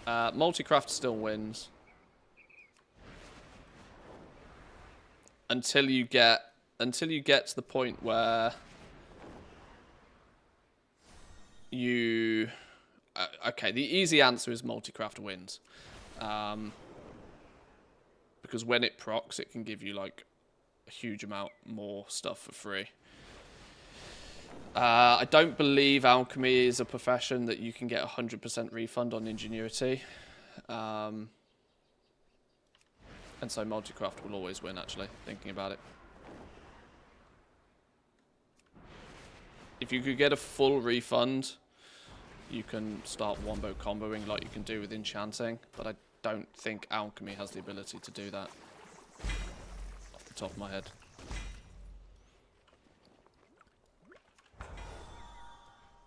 Can it? No, there's no nodes that are going to bump your... Yeah, alchemy doesn't have the ability to push ingenuity past 50%. So you want to stack multi-craft. Is my quick napkin math answer. The true answer to all of these is CraftSim will tell you. If you're ever in doubt, ask CraftSim, because it does all of this maths on a per craft basis based upon your stats at any given time. So CraftSim can always lead you in the right direction.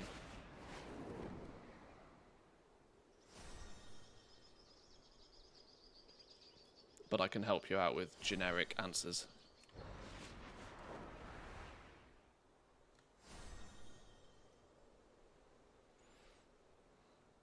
It's kind of annoying having to give every answer with a mini disclaimer that your mileage may vary based on spec points, but it is just how the system's built, so.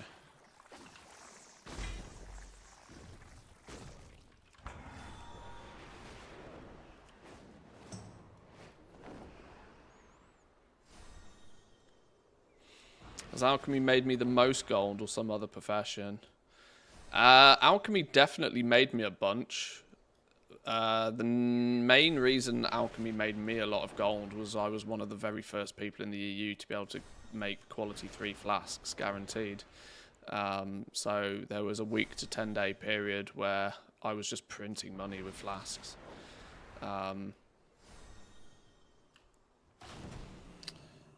Secondly, though, I would say probably enchanting at this point, just by pure revenue perspective, because enchants are big ticket items.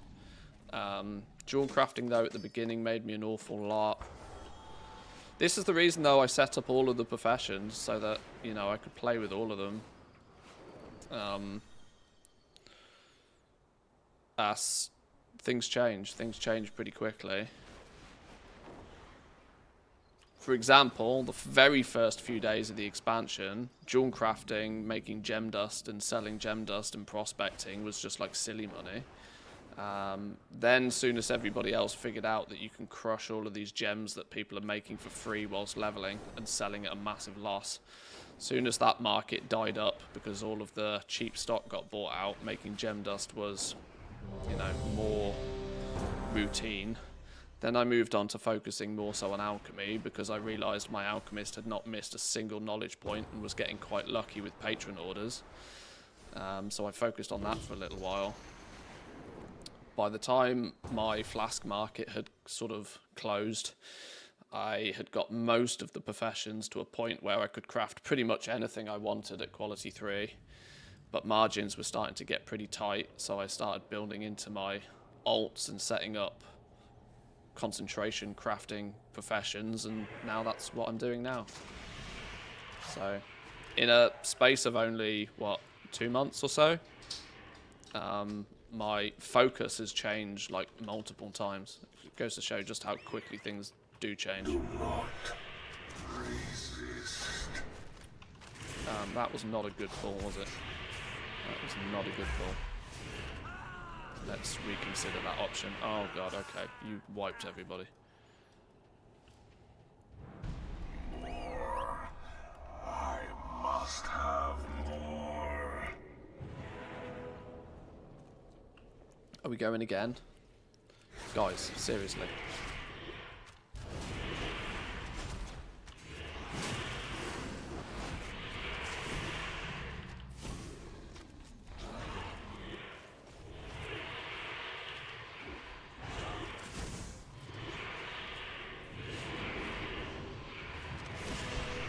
Shield bash really hurts. Yeah.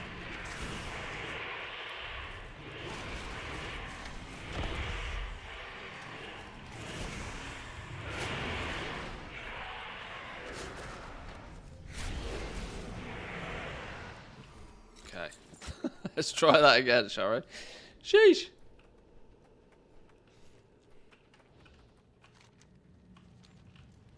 Right, I'm out of coffee, which is also dangerous. Shit, where did you come from? Mother. Who's doing... Who's pulling the entire fucking room in one go? Did they not learn from the last pull that that doesn't fucking work?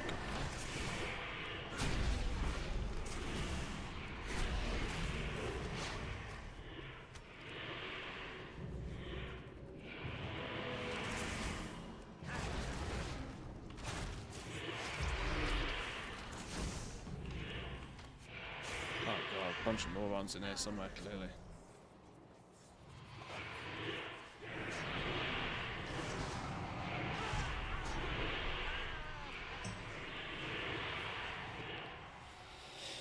Not even out the first corridor and we've had 2 wipes. Fuck me, this is going to be a fun group, isn't it? I must have more.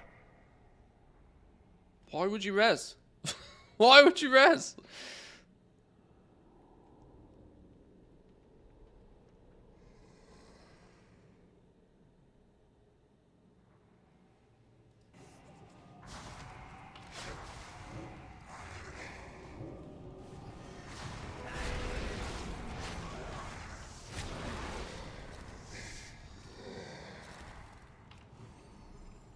Right.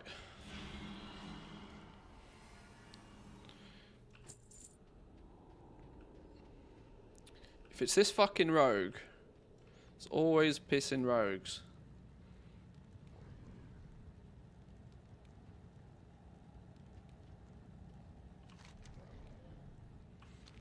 I'm relatively sure at this point our is war mode enabled. Yeah, he's clearly had to half out to flipping repair gear or some stuff.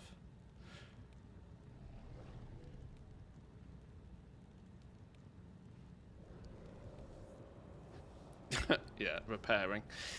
I'm not surprised.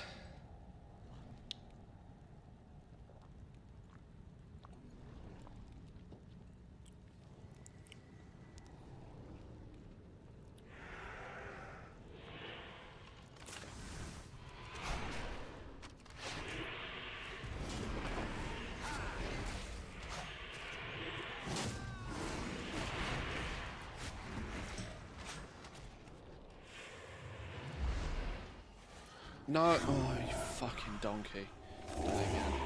Alright, well, hopefully this is enough that it won't cause a problem, but let's see.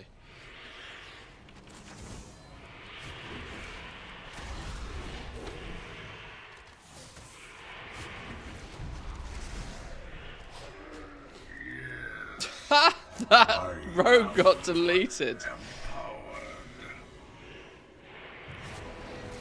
Oh dear.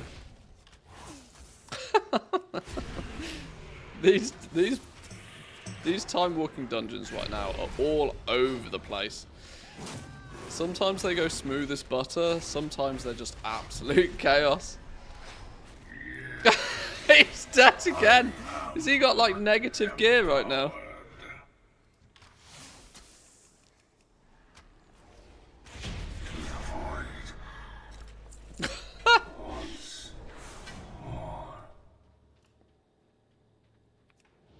Oh dear. Some of the time walking dungeons, comical is the word, yeah.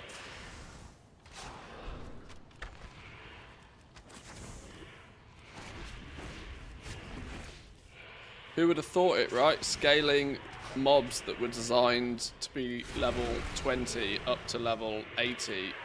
Who would have thought that might cause problems? Could have put money on it.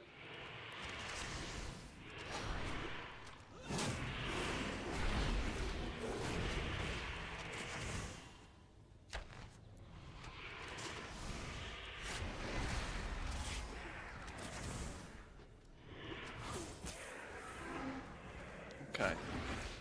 We are doing better. Seems like the rogue likes to stand in fire. Well, the rogue's doing rogue things, isn't he? Rogues have the same methodology as mages. I'm going to stand in the fire because if I move, I can't cast. And as far as the rogue is concerned, that if they're not standing in the fire, they're not doing damage. And if the rogue isn't doing damage, then it's not a happy rogue.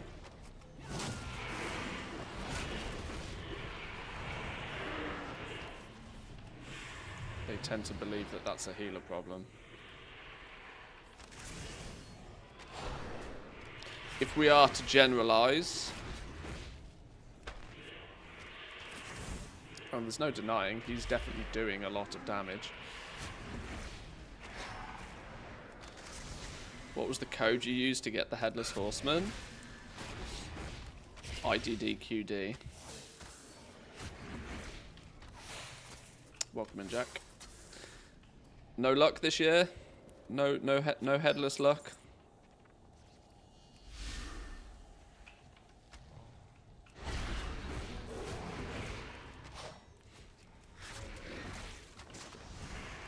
It was only Arthas I needed from the Horseman this year.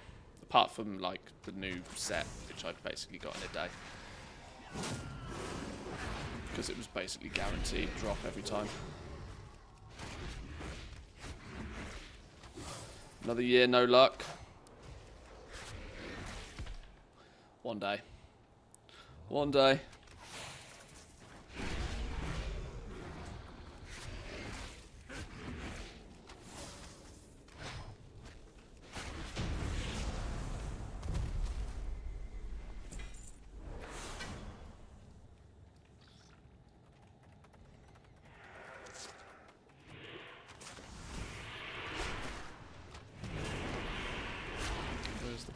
They're the ones that end up doing the heal.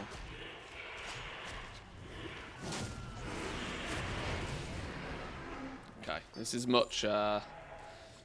much smoother now. You only need min. Well, yeah. When it comes to mount farming, I'm also seemingly quite lucky. I'm getting both ashes and invincible in like 20 attempts. Moonman's Head, on the other hand, I've not even tried to get more than a few times. One day we'll figure that one out.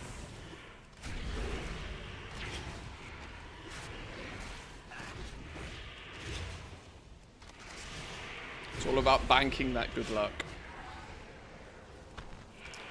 I had to lose 16 million gold on Dracothists to bank a bunch of good luck for mount drops. So, you know, you win some, you lose some. Watch, it'll be on the trading post.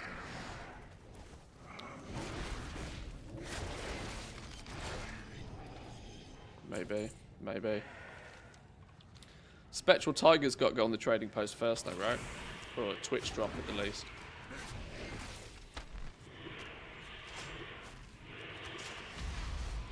As long as they leave my Swift Zillion Tiger alone, I'm happy. Still one of my favourite mounts in the game. Because what's cooler than a tiger riding on the back of a tiger?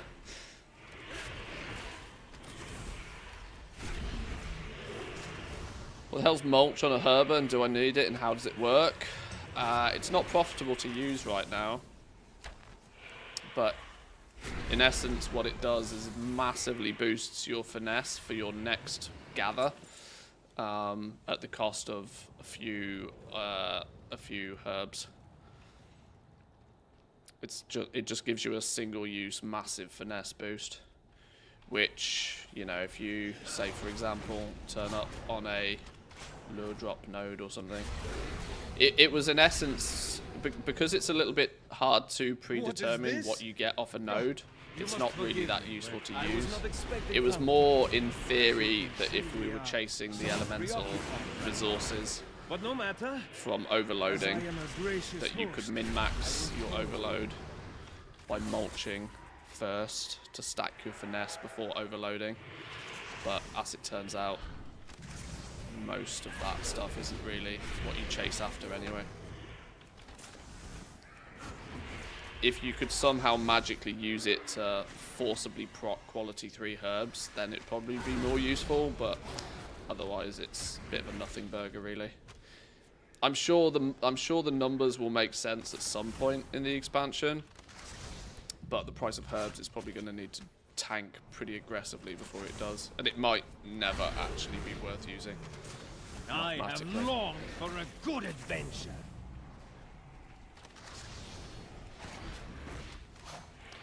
Kind of like how refining was never really viable in Dragonflight. I don't think mulching is really ever going to be viable in the War Within. To show you. I might be wrong, but I've not done the maths.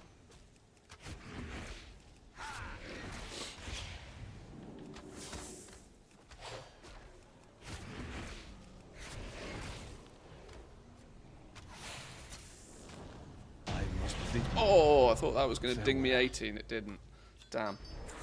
Alright, well, we'll land in a few quests out in the open world and we'll get it done. I am not doing another group with them lot. Jesus.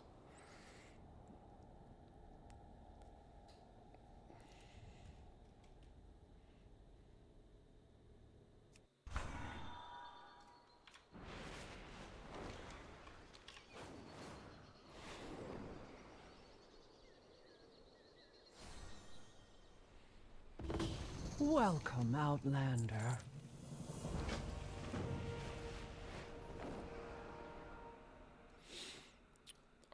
Refining, I see K-Chak using it a lot. You can often make money with refining if you can both refine stuff quick enough and also buy enough to affect the prices. If you say, for example, can buy the bottom 20% of quality, you know, the cheapest 20% of the entire market of a certain quality 2 material, to then quickly enough convert it to quality 3 to sell it before the price rebalances, you can often make a penny. The difficulty is that it's hella risky because it can equally go in the opposite direction. Secondly, you need a big old stack of cash most of the time to be able to buy enough to make it worthwhile. EU, you got to remember a lot of K-Chak's content is from an NA perspective, because even though he's English and lives in the UK, he plays on Team NA, and the NA markets are usually a little bit more forgiving from a goal-making perspective than EU ones.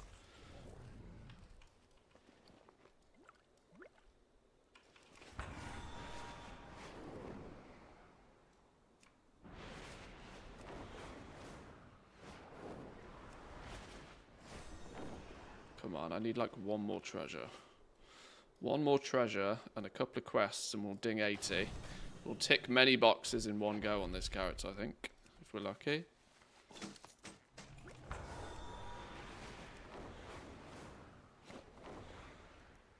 Should we just quickly do this quest?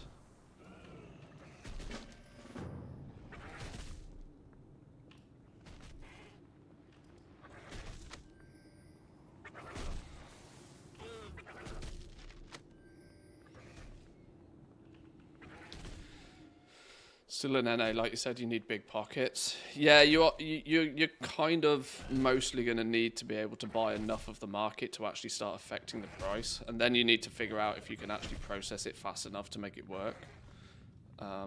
Where's the third one? Did I miss it? Hello? Where's it gone?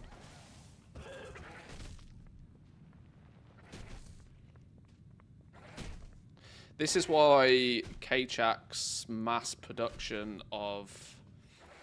Oh, we got to kill this too, that's what it is. That's why K-Chak's mass production of quality 3 materials worked so well for him, because he was doing it at such a phenomenal scale that he was quite literally buying out so many materials that he was having a strong impact on the market value of those materials. Because he could turn up and buy like 50% of all of the herbs available in one go and have use for them, and by having multiple accounts just process them basically permanently. So that's the economy at scale kicking in, which is why when you watch his content, it's good and it's interesting to see what's available and what's potentially possible. But I think what a lot of people don't also understand is that a lot of what he does works because he's doing stuff at such a massive scale that you can't take those same results and shrink them down and do them on a small scale, because you don't get the market impact effect.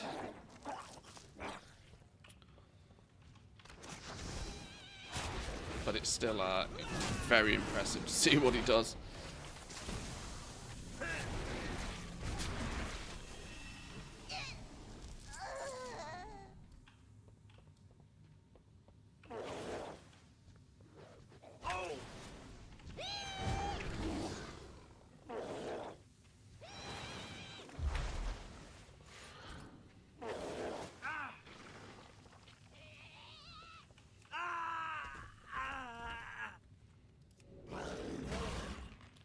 no.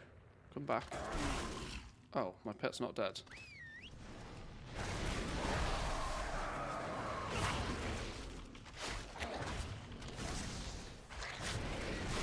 Right, this quest should ding us 80.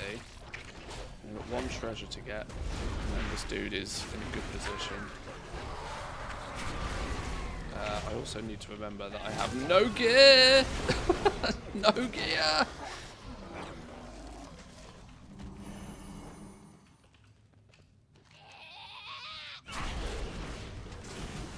I've got to get out of here alive.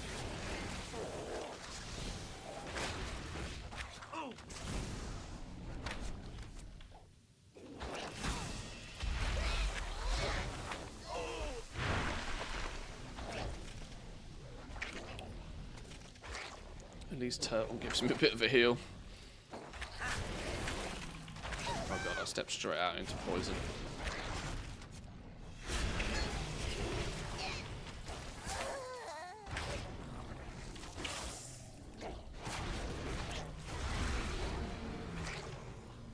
Pet, don't be dying on me.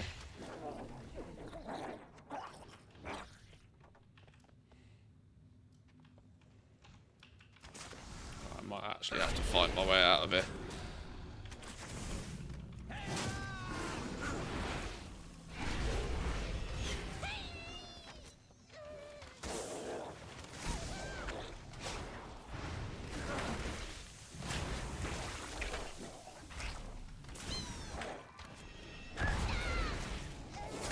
Get a turtle. Oh, I don't bother messing about with different pets on my hunters. I have too many of them. These are just alts.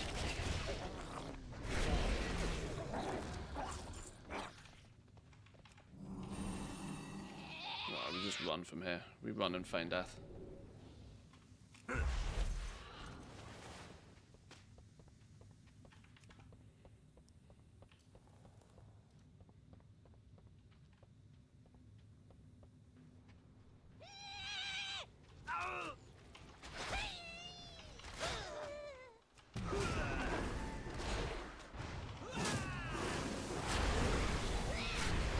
Nice.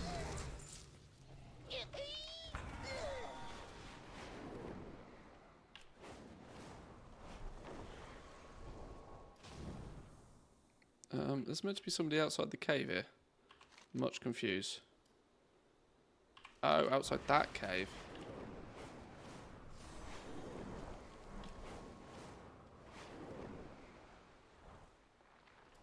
How are you? See you later. Right, this should ding us 80. Another 80 on the bank. I think that's 80 number 10, I think now.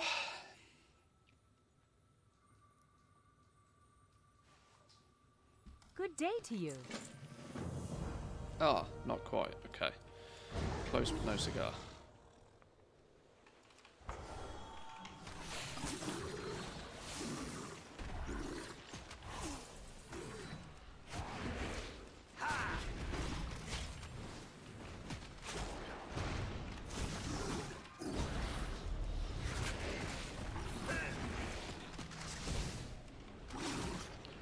Still trying to catch Zan? Ah, don't bother trying to catch Zan. You can't catch what doesn't stop.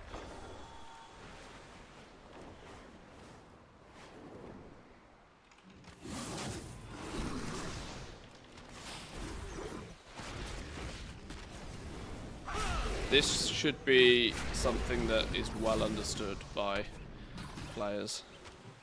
Sometimes people who have put themselves in a position to play this game for a living can't be caught.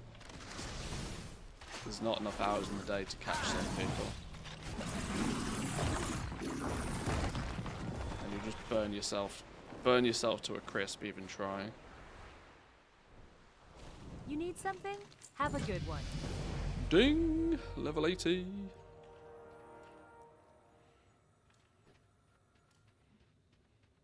Right, screw the quests now. Couldn't care less. Let's find this last treasure. Rust-locked mechanism. There's one.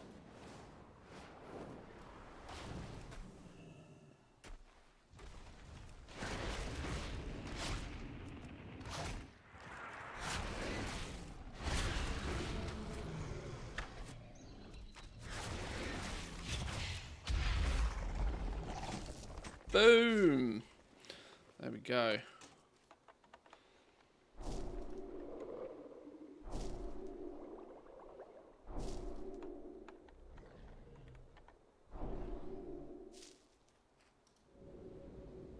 Hello, lag.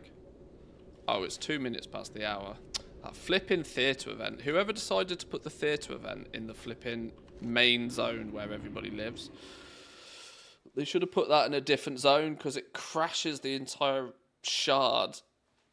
Crashes Dornogle literally once an hour.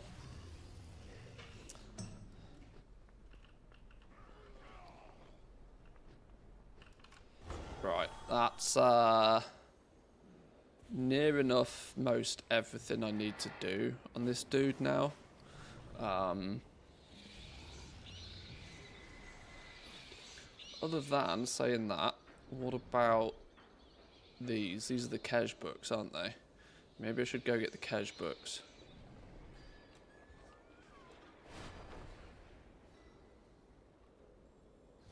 Yeah, I should go get the Kej books.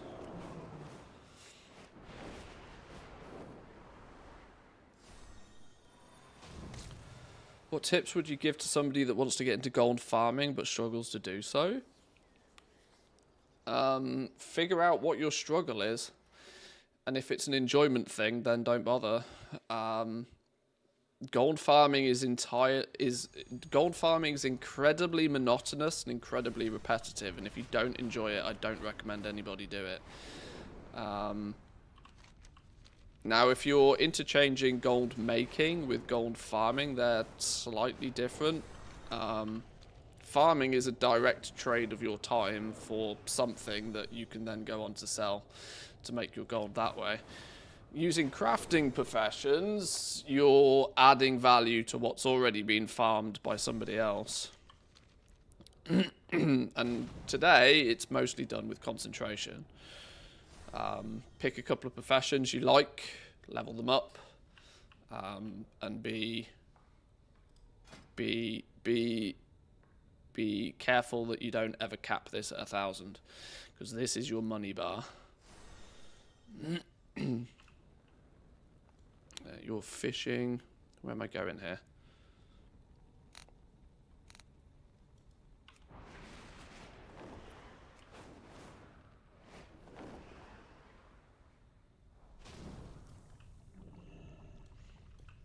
Hi.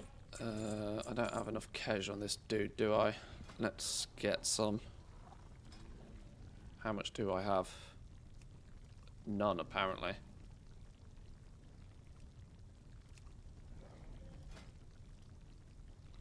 Uh, 1,200, just to make it easy. Oh, hello. Goodbye.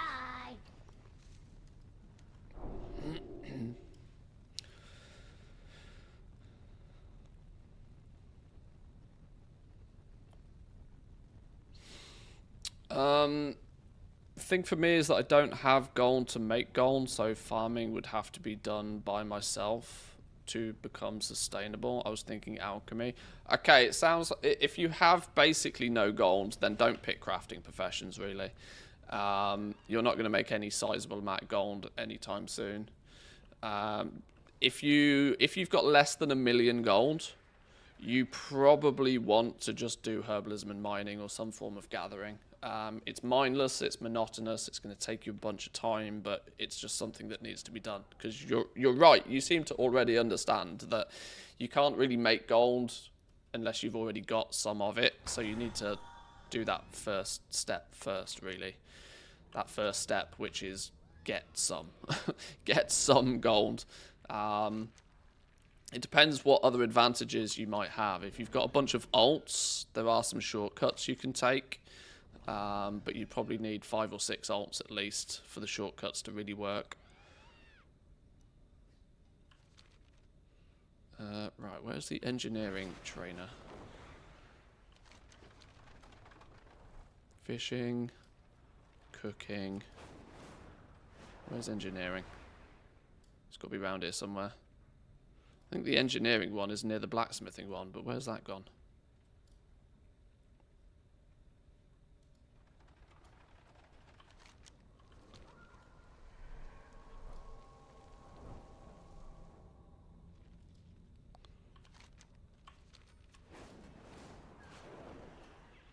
Engineering, there it is. I could actually just click on this and it'd give me a spot.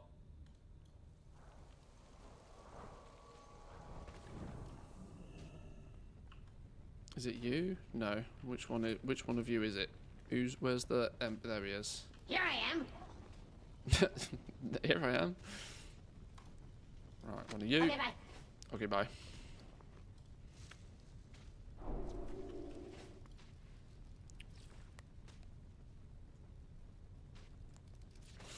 All classes at 80. Oh, I mean, if you've got all classes at 80, you're in a position to skip the queue a little bit. That means you've got 2 profession slots on every one of those characters. So you must have at least 10 level 80s then. 2 profession slots on each, that's 20 profession slots. You can throw a couple of professions on those, get them leveled up, you know, make sure that you've done the basics, right? Get some green tools. Get your profession to at least sort of halfway, and then just use your concentration on those characters. Get something to level 2, get it so you can make something at quality 2. So like with my alchemy right now, for example, get it so you can use quality 2 materials and make quality 2 items. Then you use your concentration. I don't have enough on me right now because I've used it already, but this keeps the cost down, and then you use concentration to make it at quality 3. And then, of course, it sells for a lot more at quality 3. And with 20 different profession slots available to you, that's a 2-minute job on each character every couple of days to craft a couple of things that can then sell. And you just, you know, it's you'll make more than enough doing that. Like I said, if you've got a bunch of alts already, you can kind of jump the queue. You can skip the queue a little bit, but you are going to need to spend a little bit to set up the professions. Bear that in mind.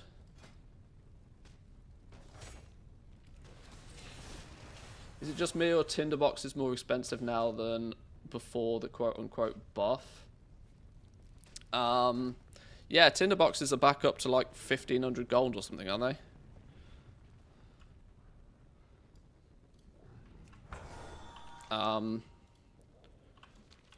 I don't know how many people remember. This isn't an I told you so, but I'm referencing this just because it proves a point.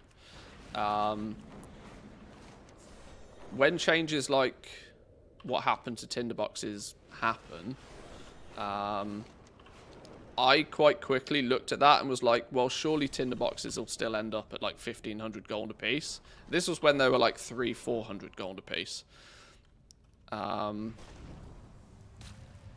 surprise, surprise, they're now back at about 1,500 gold, maybe plus even. Because you kind of have to, when these changes happen, when big sweeping changes happen to how a material is made available, there's an initial shock to the economy where everybody reacts to it and everybody panics. And then by the time everything settles down a little bit, you get back to a state of normality. And now all of the delve materials are worth more than they were, and Tinderboxes are back at like 1,500 gold or something. 1,700 gold a piece, yeah.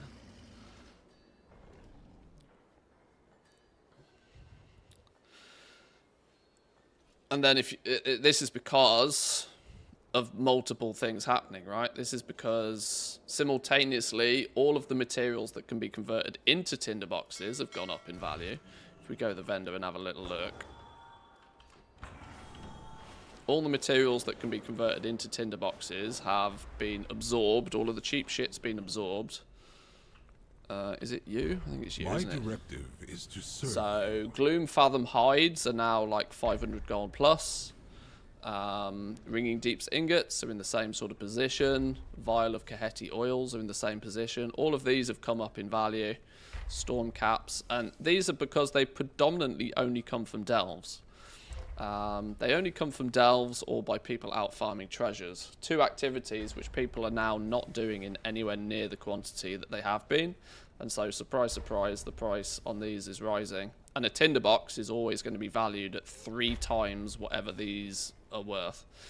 So hence why tinderboxes are now back to like nearly 2k a piece. Return and peruse my inventory. Because the economy is moving all the time. It's a living, breathing thing.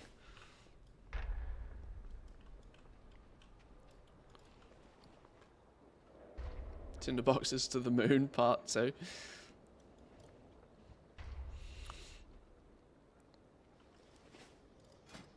Right. We've stacked up a bunch of alchemy points now.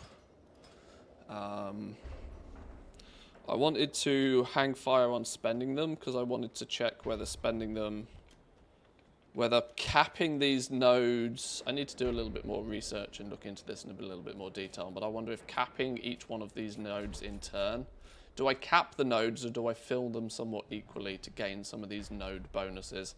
I need to figure out just how impactful these node bonuses are, so I'm not spending these just yet until I've figured out exactly where to spend them in a more optimal way.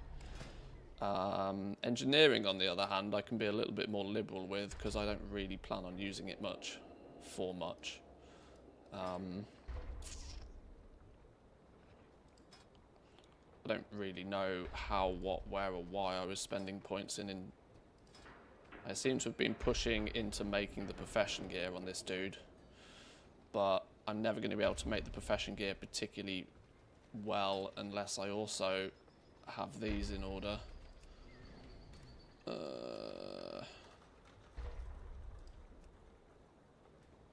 And it's without going and making some more stats. I can't sim it easily either. Alright, we'll just leave those. We'll leave those. I'm pretty content with the progress we made on that dude. Got a lot of this stuff out of the way. Hit level 80, another 80 on the books. 300 artisan security. I decided I wanted to save up for 400 to get my last alchemy book as well, didn't I? Yeah.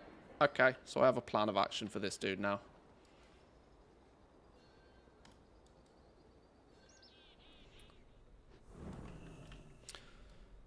What's the best to have on the gear? Finesse or perception for gathering professions? I wouldn't worry about it too much. If you're only just picking them up, you're going to be so goddamn far behind. You're not going to be competitive with gathering too quickly anyway. The difference between finesse... The honest answer is either or. It doesn't really matter. Spending more time doing more farming will fix any issues. Finesse will get you more stuff. So it's often considered finesse is better for herbalism because it just straight up gets you more herbs. Although perception is often considered better for mining because one of your big money makers is null stones. And finding more null stones will increase your quote-unquote gold per hour. But as far as farming concerned, I don't worry about it. Just do more farming. You know, spend an extra 10-20 minutes doing it and you'll make more.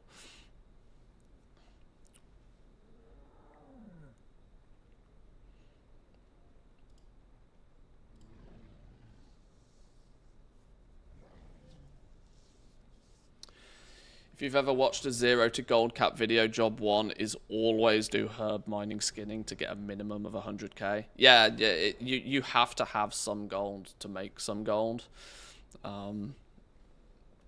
Because you can't get into the crafting, because leveling the crafting professions, getting your, skilling up your professions is going to cost you some gold in the first place, so.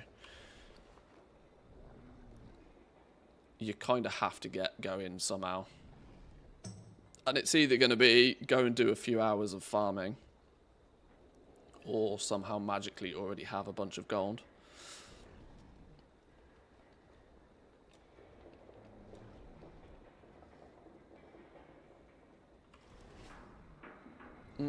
This dude for today, though, I think is good. We'll come back to him tomorrow to spend some concentration, but for now I think he's good.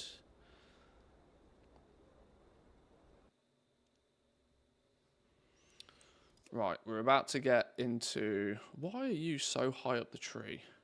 You're so high up the tree just purely because you're... because you do a slightly more important job than these lot. Right, 1, 2, 3, 4, 5, 6, 7, and 8. They're my main crafters. Still got to get some of these to 80 as well. Alright, let's start figuring out what we're doing on these fellas. Right, quick 2-minute break, boys and girls. I'll be back in 2.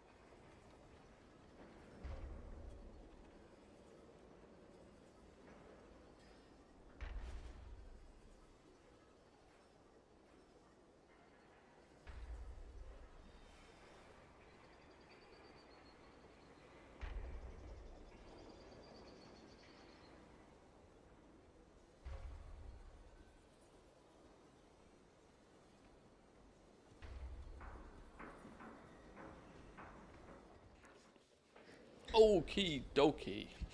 Okie diddly dokie. Let's have a look where we at. This is probably my top spec Jewel Crafter as well. Good old Ranthius from the remix days. He's got a few bits and bobs we need to do this week.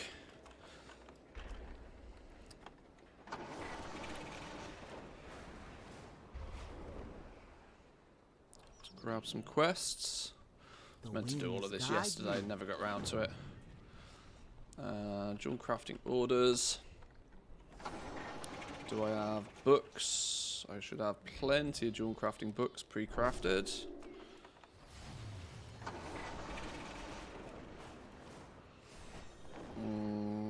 Got to get some treasures potentially, some Dark Moon Fair potentially, and then we're a little bit behind on orders, but it's all good.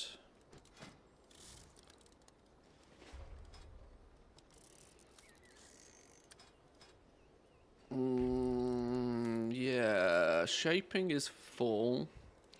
I'd started to spec into gem cutting, but was wondering whether I should save some points up to maybe put some points in here in case something magical happens with this ring in the next patch that requires jewel crafters to do clever things. That's where I was at. Any orders we can quickly do?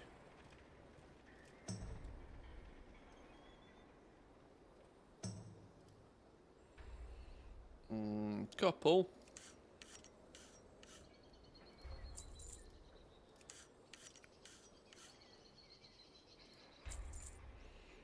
What do you give me? 1 knowledge point, 30 artisans acuity. I don't think I'm too lacking on artisans acuity here. 540. I don't think I need any specifically for jewel crafting. But the question is do I want to funnel them into enchanting on this to make my enchanter stronger?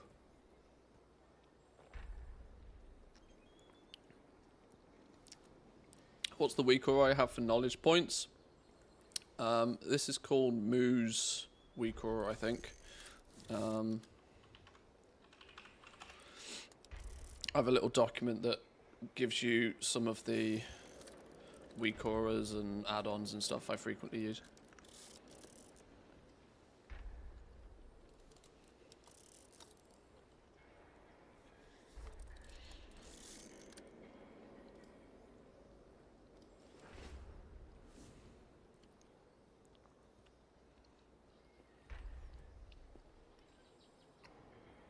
Alright, we'll do these next ones as well.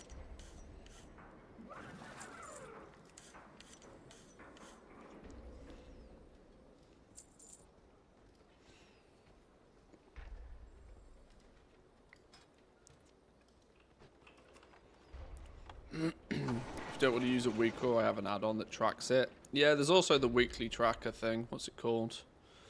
I don't use it as much. Weekly knowledge. There's this thing that can track all of your characters and what they've done and what they haven't done. I use this a little bit, but not on a... just to see if there's any character that I've completely accidentally missed or whatever. But when you look at this and you try and make this entirely green, then it kind of...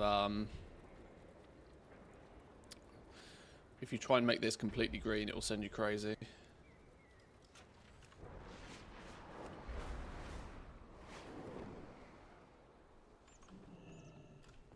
Ah, I've been expecting.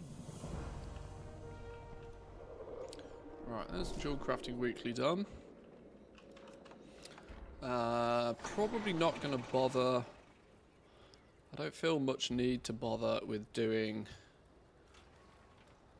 Or do I? No, I'm not doing treasures. I'm not doing treasures. There's very little I need to do on these characters now. That said, doing a bit of a recraft on some of these might not be a terrible idea at this point. Not getting these at quality 5 in the first place was mostly down to the fact that I got these like within the first few days of the expansion going live. and I wasn't paying the 50k premium to get them at top tier back then. A recraft on these might not be a terrible idea. What's the damage on a recraft and what mats does it need? I have an extended put a supply of recraft in. goods for outlanders.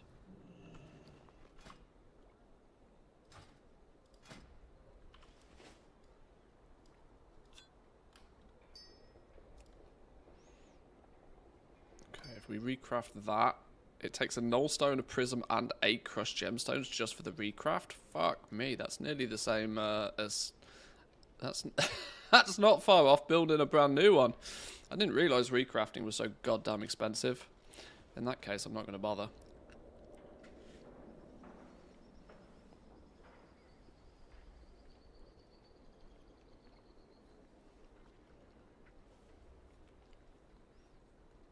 Did you see the news about some more Plunderstorm? Coming back in January, isn't it, Plunderstorm?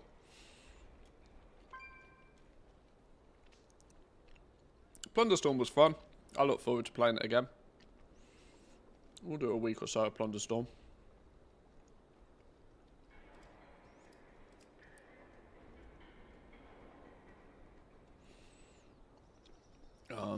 I'm not going to bother with recrafting those. For your patronage.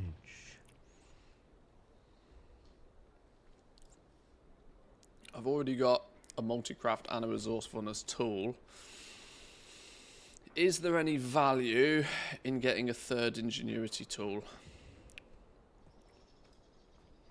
There kind of technically is. All that said, when I craft gems with my concentration, multi-craft is still the winner. So actually I don't think I need a third dual crafting tool on this dude. There's not many more optimizations I could really do other than getting these recrafted. How min-maxy do I want to go? How min-maxy do I want to go?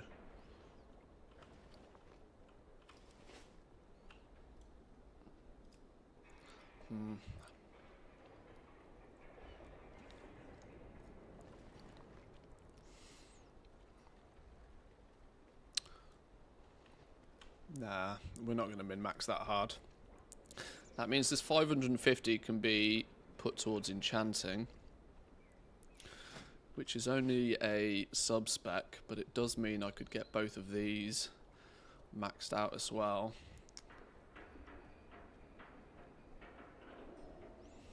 As a use for it. I've clearly bought the books.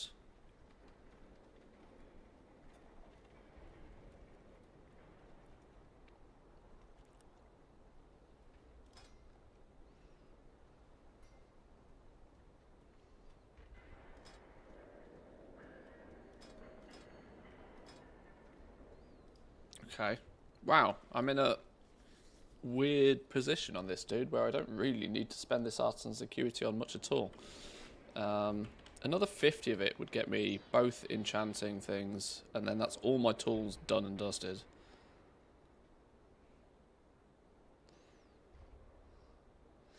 Where can I get 50 from quickly?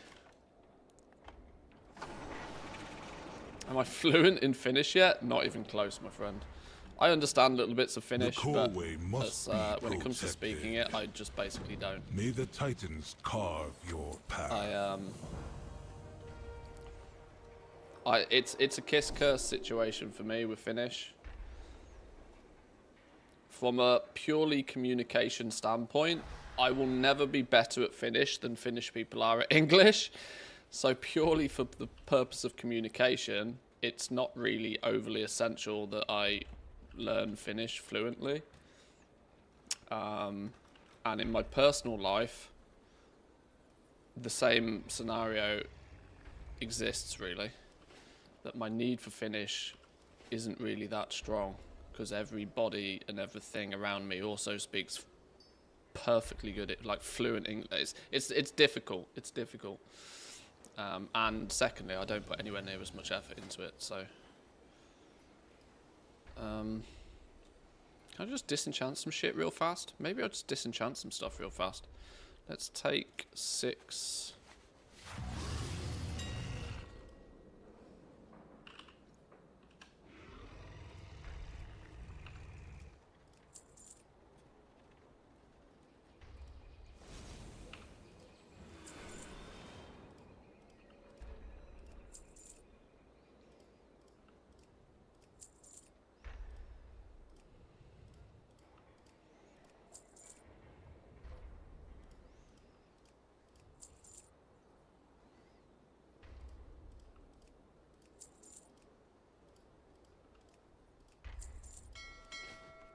disenchant those real fast. Oh, I had a shitload of arts and security in my mailbox. Whoops. Oh well. Now I have more than I need. Whatever.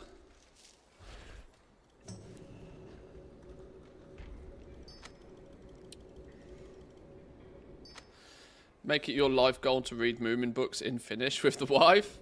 I mean, that's possible. I think my opinion on this would probably dramatically change if we ever had kids. Although the likelihood of that is very slim.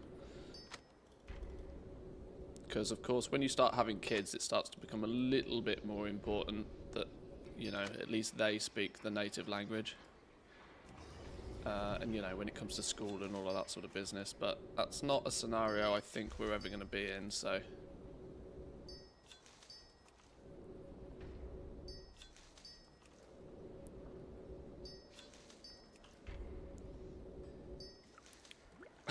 Reading Moomin books is always important. True.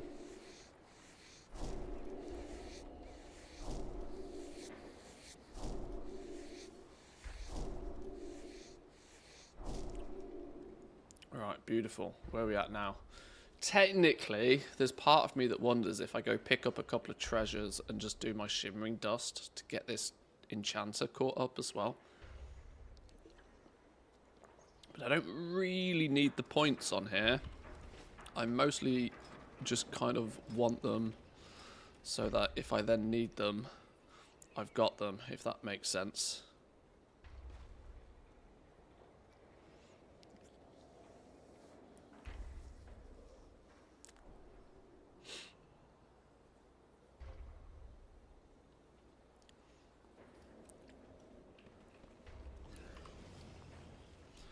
But I now do have the artisan security to get both of those profession pieces sorted, so let's do that then. I have calibrated my prices to be reasonable. Profession equipment, enchanting, accessories, a crystal and a hat. I need some prisms, some crushed gemstones, and a bunch of other random ass shit. Let's grab some of that.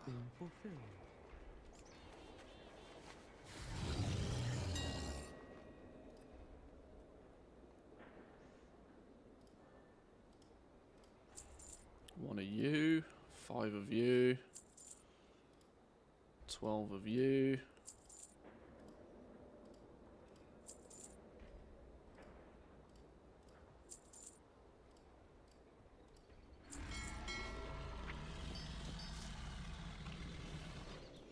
I have an extended supply of goods for Outlanders. Guild order, Q5. Top tier, top tier, top tier. Go. There's the crystal, there's the hat. Top tier, Q5. Yes, there we go. Right, those will get filled. Those will get filled. I think that's mostly everything I need to do on this dude. I don't think I actually need to do much more. I need to wait till his concentration caps out, which will happen tomorrow.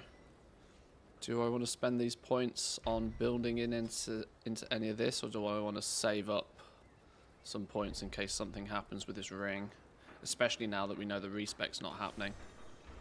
I don't know. I don't think jewel crafters are going to have much of a part to play, but I'd rather be safe than sorry. Right, that dude's done then. Untrack you, untrack you.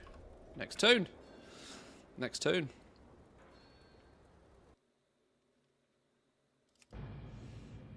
I'm actually very quickly getting to the point where there's not much to do on these characters. You know, once they've got their 2 professions, full knowledge point books, full tools, level 80, they just, you know, print money for the rest of the expansion then, in theory.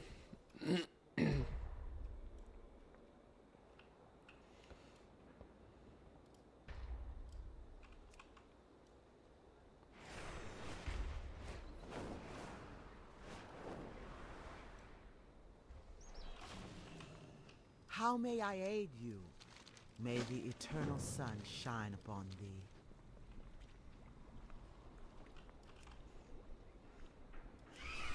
Right, let's see what this dude's got for blacksmithing.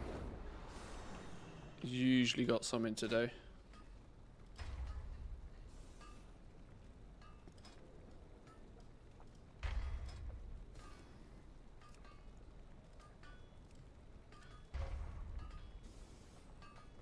We need 3 orders.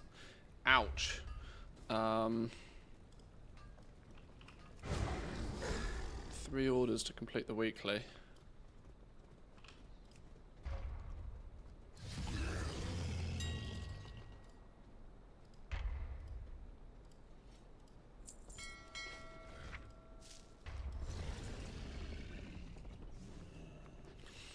WoW's a game for about 2 to 3 months when a new expansion comes out. Easy to make gold, max out your battle.net balance, and then enough to last. Well, yeah, see, this is it. Like, if you can push for the first couple of months, there's plenty to keep you busy.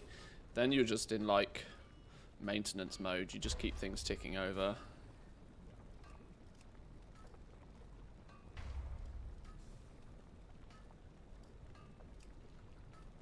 I'm quite quickly getting to that point now, where the only real expanse I can do on the Empire is just to add more alts to the mix. That said, I do technically have, how many is it? 6, 12, 80. I've got 24 level 70s that I've not done anything with yet. And I don't really have much plans to do anything with them. These were characters I leveled during Remix, but they're also characters that are on separate accounts, so I'd have to either decide to reactivate those accounts or look at transferring those characters or doing something. They'd also need a copy of the War Within, so it's a little bit more of a, for the sake of 6 characters, it's almost not worth me doing anything with them, but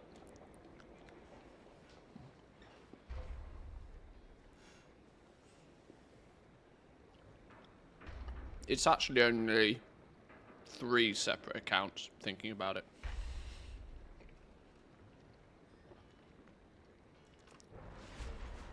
But I still haven't decided if I want to put the time or the effort into doing anything with them.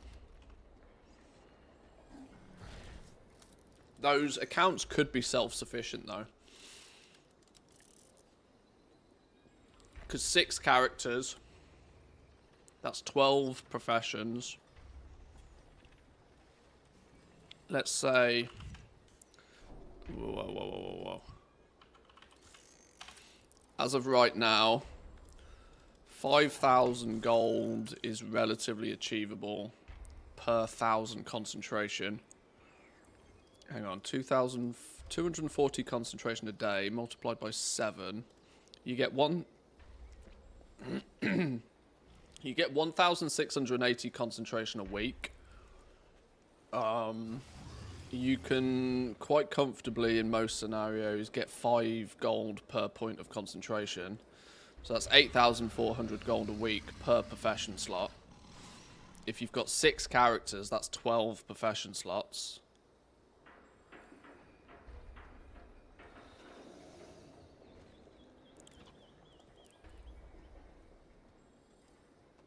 That's 100,000 a week. 100,000 a week, which, multiply that by 4, is over 400k a month, which basically makes them self-sufficient. But at that point, self-sufficient based on whatever the token is today, I reckon. Where is the token? Where is it? Hello? Token. 322. They're self-sufficient, but they're only going to make 80k. In essence, means it's not worth me bothering. It's not worth me bothering. If they were like 10 level 70s on each account, it would probably be more lucrative. I don't really want to roll up completely separate accounts and then have all of the extra shenanigans that's involved of setting them up and stuff for the sake of 80k a month. I'd just rather not bother.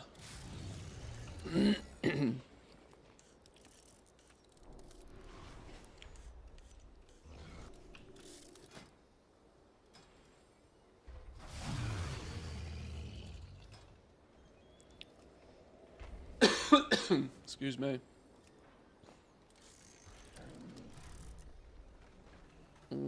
Couple of easy orders there, we'll do those.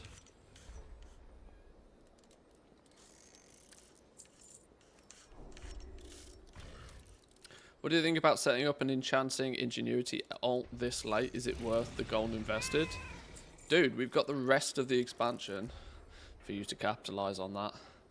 Absolutely 100%. It doesn't cost you any more than 20k to set up that character, and you'll make that back by the end of the week. you'll you know, because enchanting as it stands right now is still set to make you like 20 gold per point of concentration, even if you're not buying the big fancy expensive enchants. So absolutely.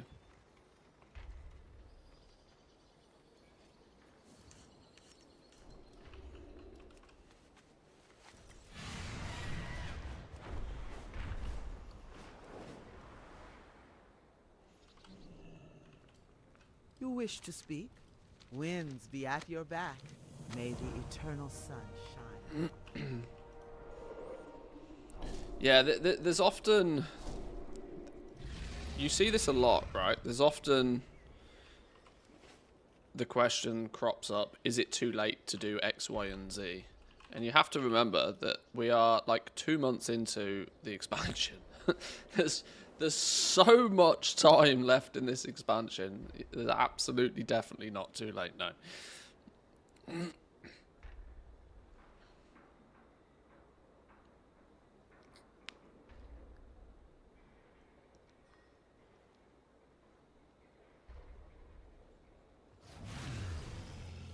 Hope Blizzard makes it where you can switch your account from NA to EU.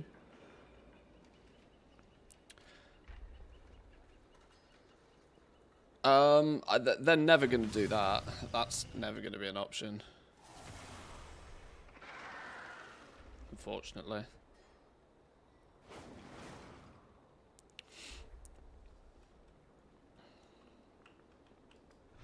Depends what you're doing though. Like, PvP is probably going to be... PvP, you want to care about your ping a little bit more. But for most other things in the game, it doesn't really matter.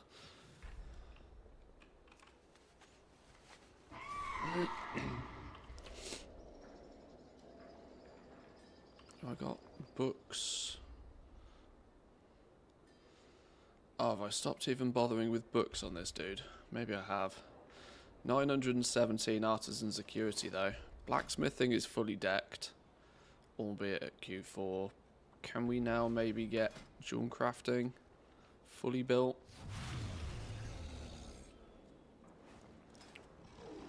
There's no reason not to, really, is there?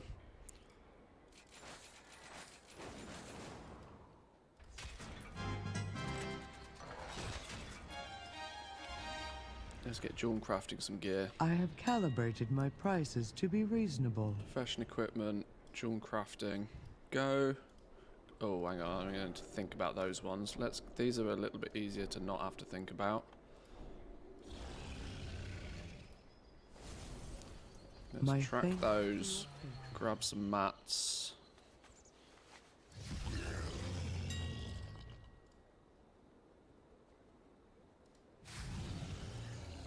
Not that one. Relax, relax, relax.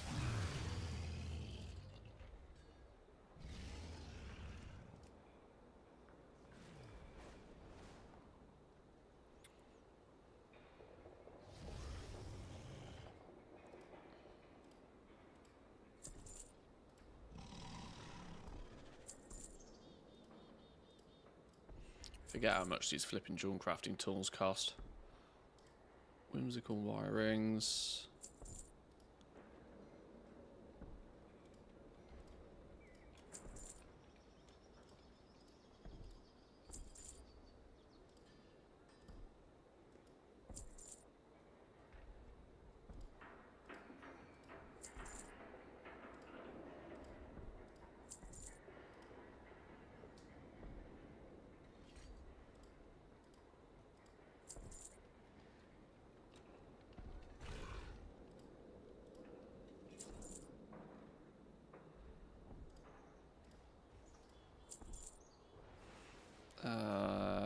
also going to need a enchant. No, not an enchant. Well, yeah, we are going to need one of those. An enchant tool of resourcefulness. And a missive of... No, missive of multicraft. Missive of multicraft for our jewel crafting tool. Right, that should be everything I need.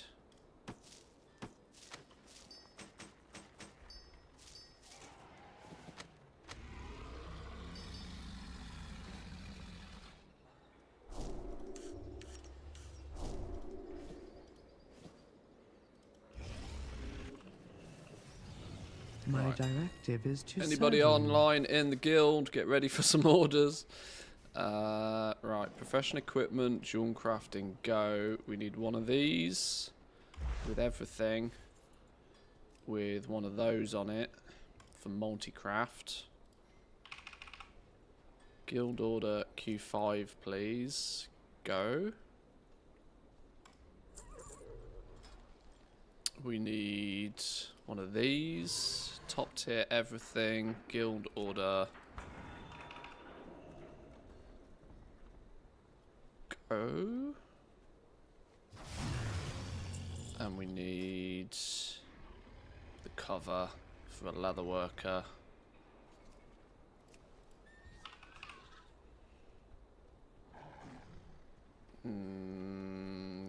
Go. And goodbye, artisan security. Lovely stuff. Okay.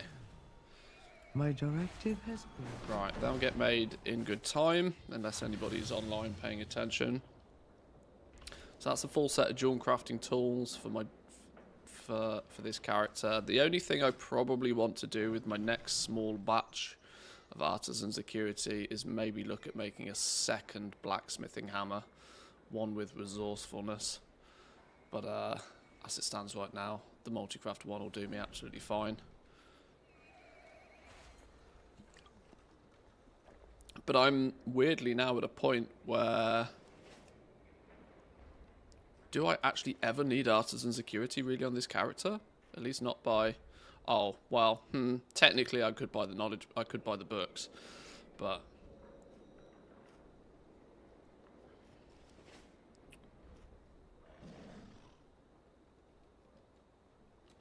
Otherwise, I think that's good.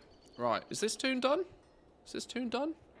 I'm not going to piss about with Dark Moon. I'm not going to bother farming treasures on this dude. Knowledge point books is another one that I just can't be bothered to do. It doesn't seem that worthwhile doing right now. That said, blacksmithing knowledge points are so goddamn annoying to come by. Maybe I... No, I don't think I do. Is it 3 knowledge points just for the Dark Moon stuff, though? Kind of seems worth. It's just a quick trip there, isn't it? What do I need the knowledge points for at this point? Have we capped this? Ever-burning forge is capped. Means of production is mostly done.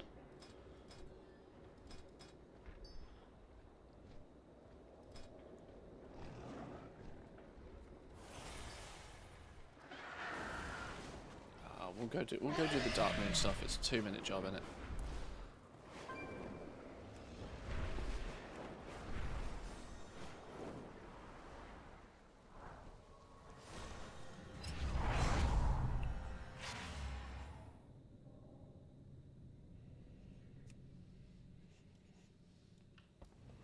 All I do is PvP, but I want to get into the professions. My question would be, like, this isn't a gotcha kind of question, but I often want to find out why people want to get into the professions. Sometimes I worry that the only reason why people want to get into the professions is to make gold. That they don't care for the journey or don't enjoy the experience of playing with the professions in the first place. If your only purpose of playing with them is to make gold, it often ends up being a gold sink and a massive frustration to you, which tends to lead me to believe that it's probably not a great adventure for you. But if you like the tinkering, if you like the playing around, if you like the crafting of stuff, if you like the selling of stuff, if you can find enjoyment in the journey, it's very fulfilling. And the fact that it makes you a bunch of gold whilst you do it is always a bonus. But I see a lot of people that only do professions because they want gold, because they want to buy the shiny thing.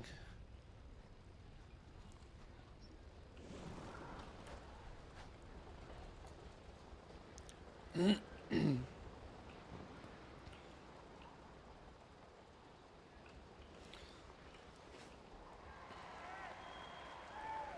enjoy the tinkering. Yeah, the playing around, the tinkering, the, you know, slowly building up your professions and stuff. If you can Watch your back. if you can find enjoyment in that, it can be very fulfilling. I've always said I like my gold making adventures. Making my gold number go up doesn't really matter to me. I have a shitload of gold already.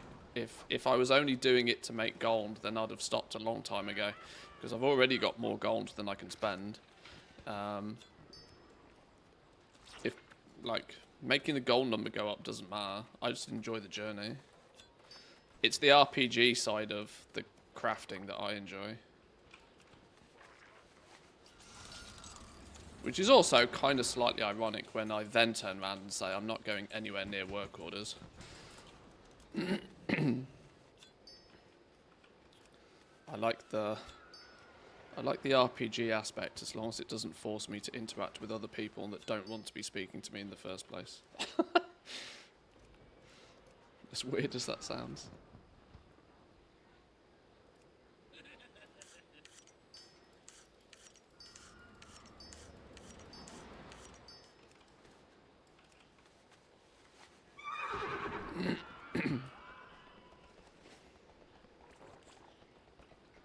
Oh no, that's not the right one. Not even looked at public work orders this expansion. Well, yeah, Blizzard just did a huge, great big bait and switch. Hello. You know, they took the heat off public work orders and the lack of public work orders by giving us patron orders instead. And now players just get equally as frustrated as with patron orders. But they can only blame Blizzard for that now. And weirdly, the heat seems to have completely gone off them. Whether that's because everybody was like, well, yeah, screw this, we're not doing any of this is ridiculous now. Or whether it's just, or whether it worked.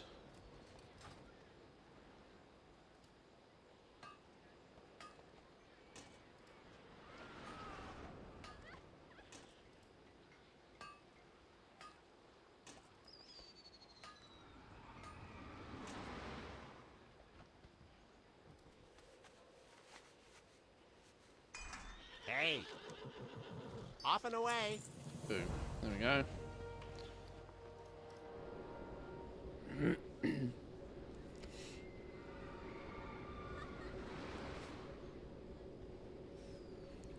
Public orders is just one big nonsense. Yeah.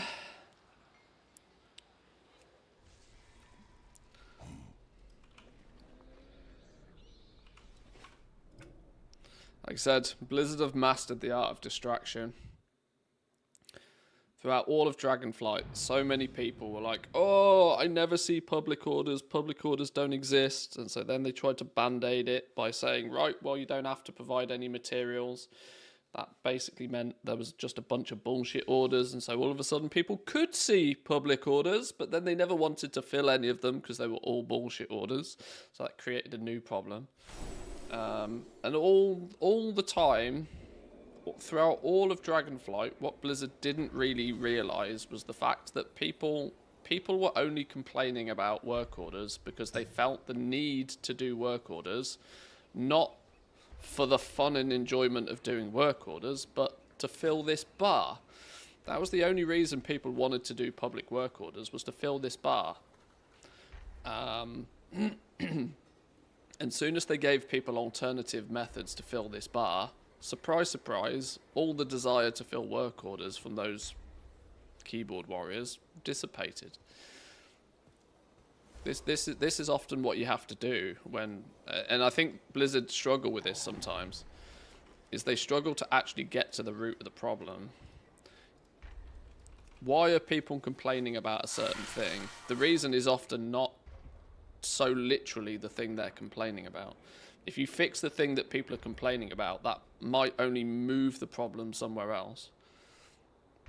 When the reality is people were probably complaining about it for a different reason. You know, it just wasn't well expressed.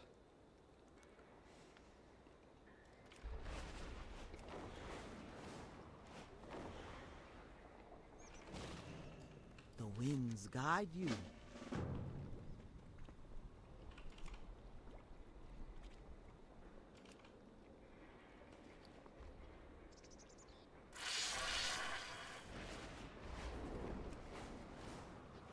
Right, enchanting. Let's have a look. We are the Not much Titan's weekly stuff to do bedrock with and enchanting anyway. foundation. But it's worth on the daily checking the orders.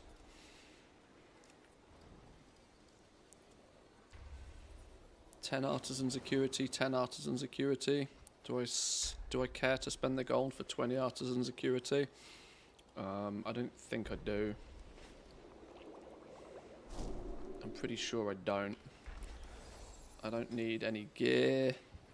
I need artisan security for jewel crafting, but probably not hyper desperately. I could do with upgrading the same as what I just did on my other character. I'm not quite there yet. I'd rather do all three in one go when I get the opportunity to. So we're nearly there, but not quite. So maybe nothing going on there. Let's check jewel crafting.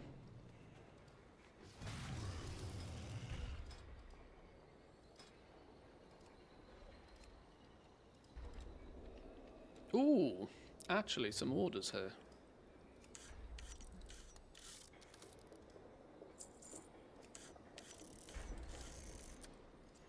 What does this one look like? A knowledge point?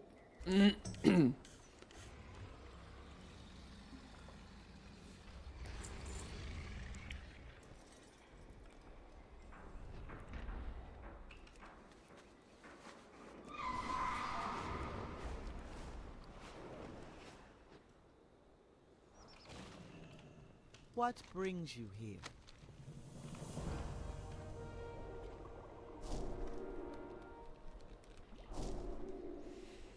Mm, 700. I need 900 for a full set of tools. We're not going to get that anytime soon, unless I go do all this shimmering dust business.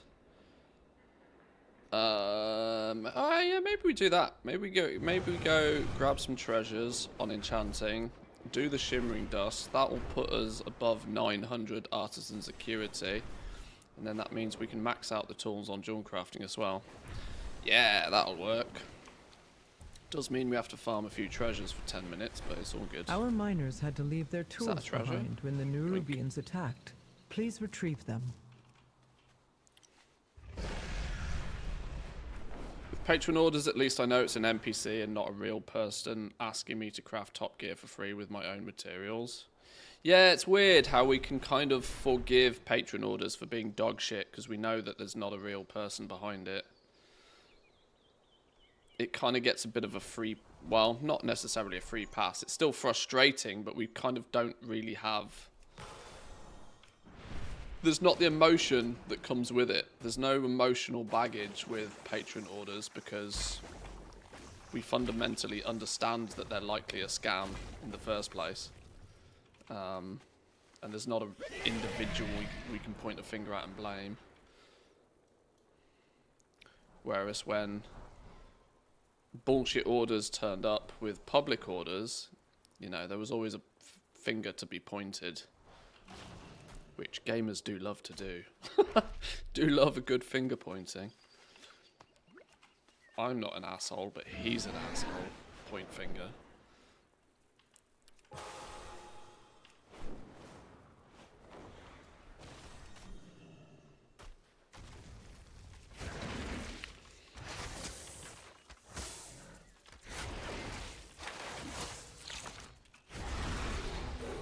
Put your enchanters on the back burner? Why? Enchanting's printing money right now. I wouldn't be putting them on the back burner. I'd be squeezing them for everything they've got right now because it doesn't last forever.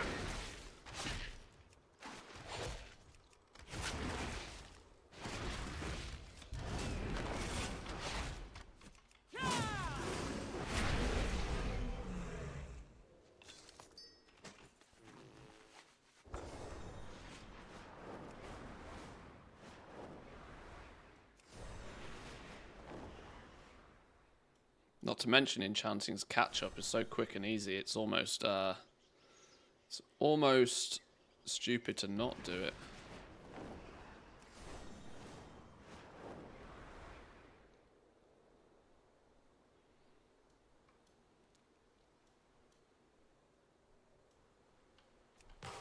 Why have I got, like, no vigor on this dude?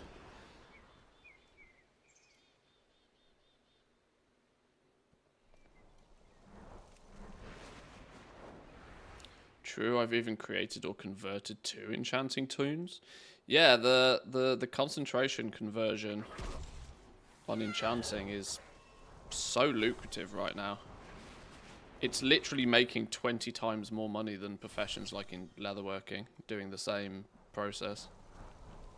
Like, the disparity between the top gold making or the top concentration professions and the worst is huge. Leatherworking, you can often struggle to make a single gold per point of concentration. Yet, enchanting is still good for like 20 plus points per concentration. It's crazy. Better than alchemy? Oh, definitely, without question.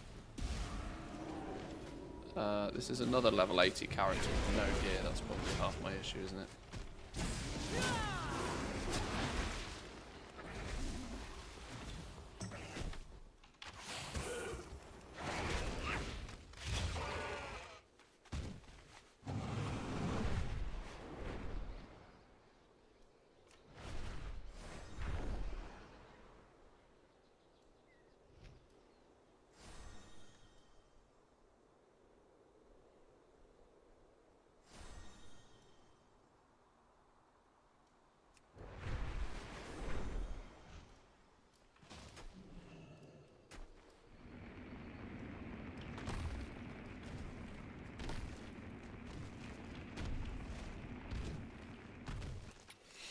Just don't feel profitable to me.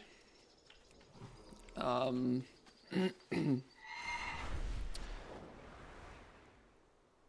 gonna use that last phrase as an example to make a point. This is nothing personal, but this is one thing you tend to see a lot within goal making as well. And this happens when you go from like the beginning of an expansion. Well, exactly now, honestly, when you go from like a high peak hype season to a slightly more day-to-day sort of season. The phrase "it doesn't feel profitable" is a mixed sentence that doesn't really make any sense, because one is an objective mathematical answer. Either something's profitable or it's not, and that's based on maths. For it to not feel something is actually that's more of an indication that it was possible to make so much gold so recently that the gold that you make now is no longer anywhere near as worth chasing as it was previously. And this is what you tend to see happen a lot. So like gathering's the easiest example of this. When you're able to make 100,000 gold an hour gathering, and you do that for a couple of weeks, and you make so much goddamn gold gathering for a couple of weeks, then when it dips to 30,000 gold an hour, you're like, this is pointless. This is trashed here now. This is useless. Why am I bothering to do this? But that's because you had the price anchor of like making a shitload for this in the same amount of time. But it means anybody that's new to it now comes along and goes, wait, I can make 30,000 gold an hour? Because their anchor for like how much gold you can make is like based upon the end of an expansion where if you can make over 10,000 gold an hour, you found some secret hack. And so all of a sudden when somebody says you can make 30, you're like, well, that's 3 times better than I was recently able to do. This is incredible.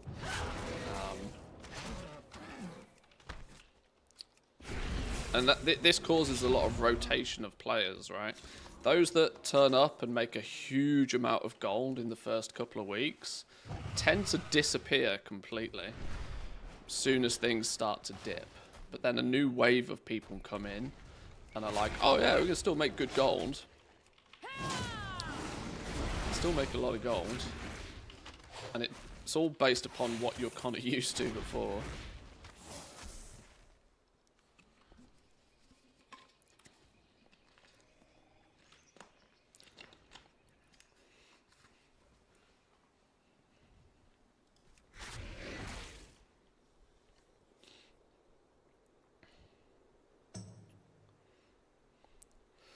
Telling people that my goal to buy the 5 million Brutto was literally only 20,000 a day, and you're complaining about making that in a single hour. Yeah, exactly. Yeah, it's the perspective can change pretty heavily throughout the expansion, and this is fundamentally why things like the token prices are what they are, and that the token price steadily rises because people just do that comparison. They question. They question how much gold they can make an hour, and they compare that against, well, how much gold can I make by just swiping my plastic? And, you know, they do a value proposition on that. I love referring to the fact that there's this weird psychological thing with farming, and I've never been able to really understand it, but it, you know, it's definitely a thing that farmers are willing to go out and farm gold if they can make more than about 10% of a token per hour. It seems to be some weird magic number there. So like at the moment, the token in the EU is like 330,000 gold, I think it was when I looked at it earlier. That means as long as somebody can make about 30 to 35,000 gold an hour by farming, people will flock to farming and they will do it. As soon as it dips below that number, people start to say, well, it's not really worth my time now. And I don't know if it's this kind of like 10 times multiplier thing that, you know, base 10 is a mathematical thing that we are so used to and accustomed to that it affects our decision making even without us realizing.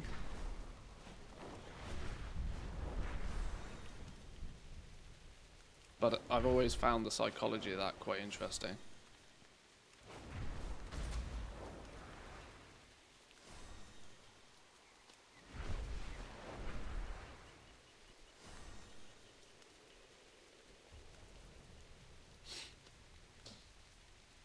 Profits drop, people will leave the item or profession, and then it's just a matter of time that you'll be selling more, and then you'll gain more profit just by selling more as well. Yeah.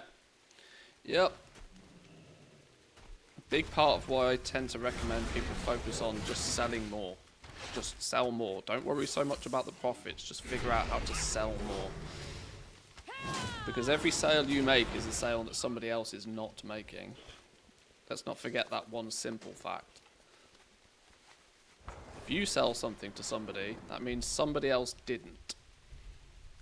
And so when you can hoover up much more of the available sales at any given point, you'll start to accidentally make more profit without even really trying.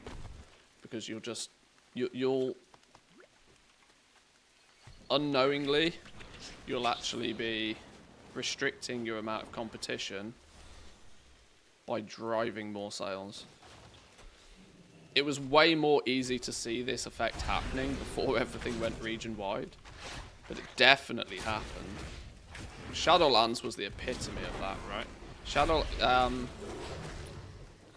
Most people are aware of like the ridiculousness of the Shadowlands legendaries, but one of the most powerful things about the Shadowlands legendaries that was for most of the week you would sell them at 5% profit, which would make them look, the base items look absolutely horrible investment opportunities to most people on the server. But then, because when reset day turned up, there was only 5 people crafting and selling the items on every server. Those 5 people just jacked the price up and then made absolute stinking amounts of gold on one day. And when you were making 5% on everything that you sold anyway, it was like win-win from both scenarios. But by focusing on selling just literally as much as you possibly could, keeping the competition to a minimum, competition in terms of other people trying to also sell those items, certain crafters ended up with almost monopolies on certain items, which was why the entire system was completely broken, and why Blizzard have tried very hard not to replicate it again. In fact, they tried so hard not to replicate base legendary items again that they went, in my opinion, too far by making basically everything bind on pickup. Which I petitioned pretty heavily against at the beginning of Dragonflight, but it didn't seem to make much difference.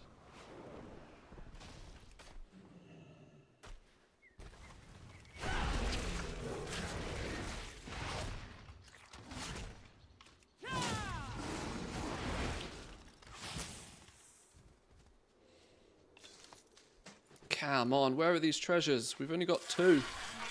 We've only got 2, and the 2 we've got are both from different professions. I could do with, realistically, I only need the enchanting one, because I need the enchanting one to be able to get the shimmering dusts when I DE stuff. The fact that that also resets every week is kind of annoying, but this is why I don't do my catch-up. I wait and save it till it's like 30, 40 points. Catch up before I bother doing it. I see some valuable so then I only have to farm the resources treasures in the every area. few weeks. Get ready to grab them. Oh, these things. My brain doesn't do these things. I get hit by these nearly every time. Oh, and then I'm going to go and do something silly like aggro mobs.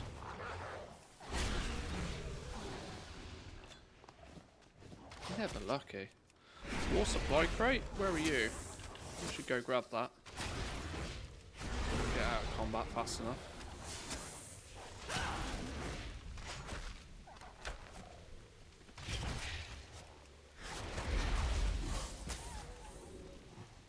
I didn't even realise I had war mode on. See if we can get there fast enough.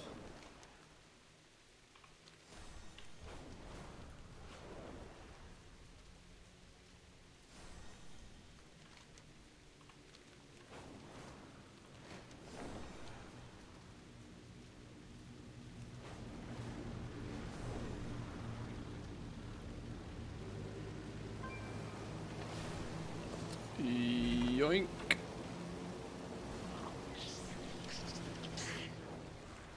And a bunch of treasures, look. Winning.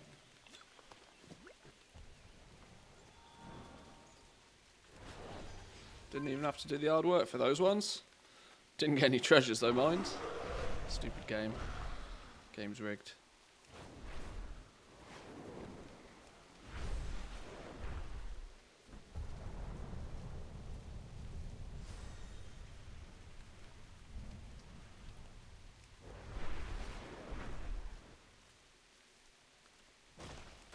How many wax have I got on this dude?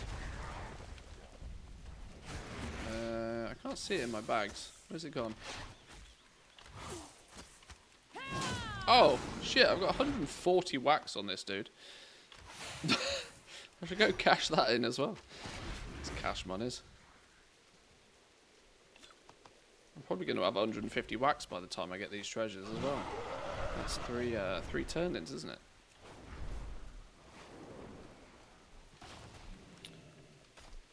Does the tier list you did at the start of the patch still apply? Because enchanting is S tier now. Well, see this is the problem with tier lists, and this is why you should always take them with a grain of salt.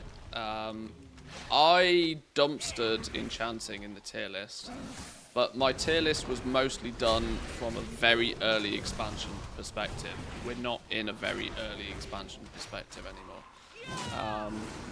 If you look to mass produce anything with enchanting right now, it's dog shit.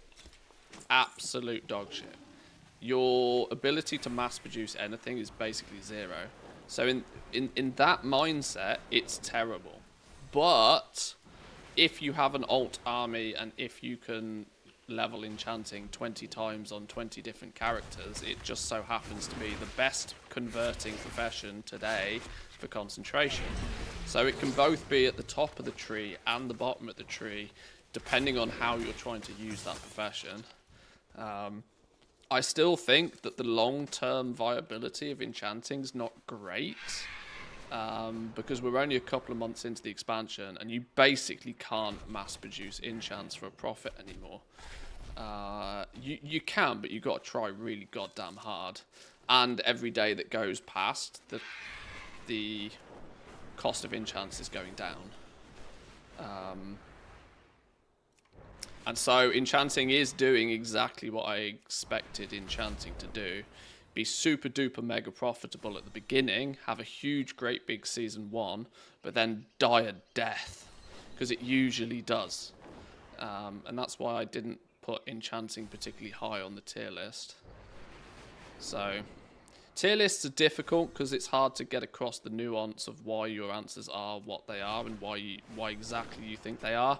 And it's also difficult to then apply the exact same rules to everything. Why I tend to do one tier list at the beginning of an expansion and then, you know, never do them until the beginning of the next expansion, because I don't really like the concept. But they bang views, so there's part of me that's like, well, the game's the game.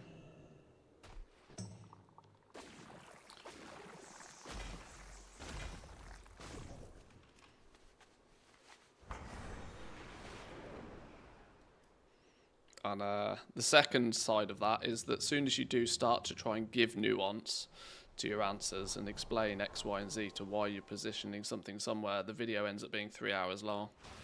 So tier lists are really just general overviews, not necessarily strict guidelines. Stay away from my oil and dust markets.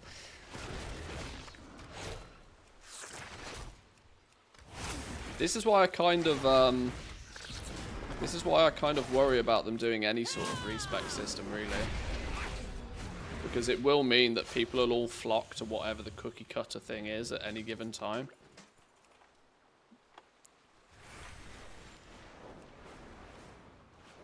Content creators are already in a bit of a weird position where they put a video out and it tanks a market super duper mega fast.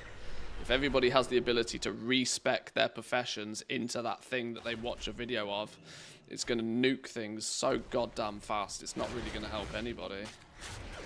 Which is kind of a problem I've wrestled with for a few years now. I don't know how to get across the information in a way that is both helpful but also doesn't destroy every single market I talk about.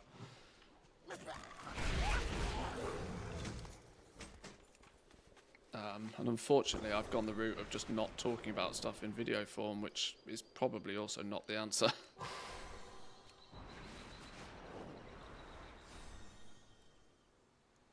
Where are these goddamn treasures, man? I'm still missing 2. In fact, there's part of me that wonders if they're in the mailbox. There's part of me that wonders if they're in the mailbox, you know. No?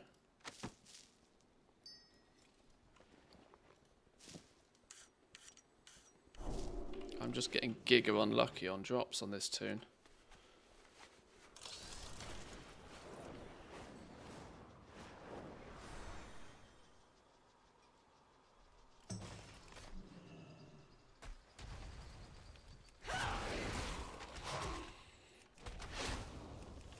They should make more mass mob killing gold farming with boxes like in Mock and Kata.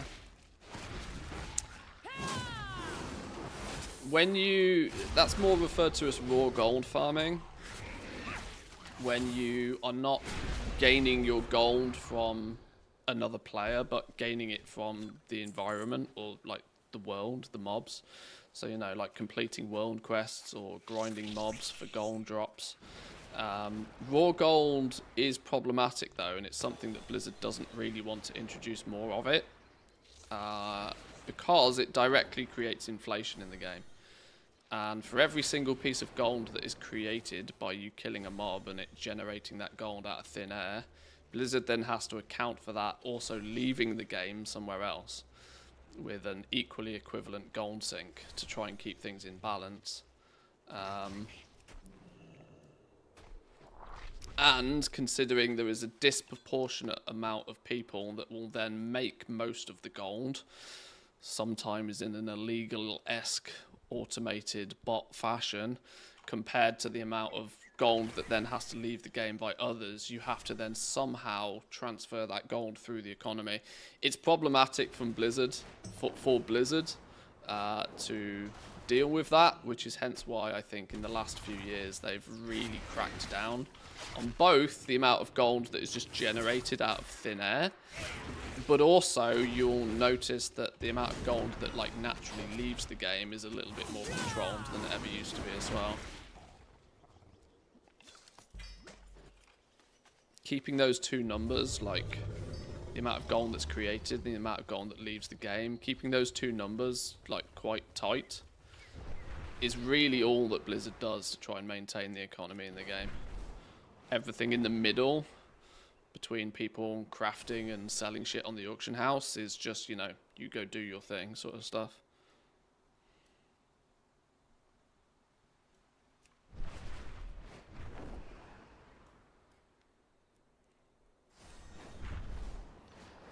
Inflation, so the stuff I sell will be more expensive. Yes. Because the materials you buy to make said thing. Inflation in the game of World of Warcraft works exactly the way it does in real life. That's why the term inflation is used, because it's exactly the same.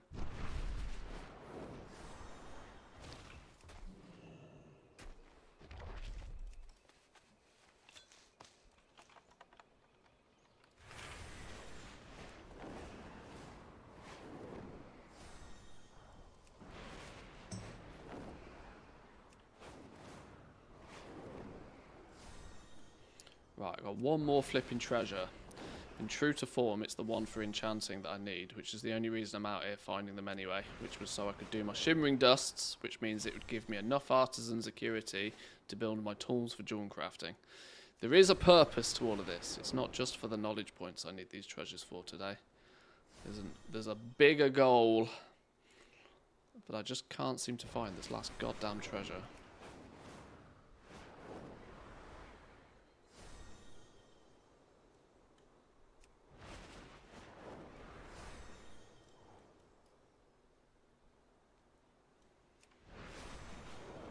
Imagine having a purpose. Imagine having a plan.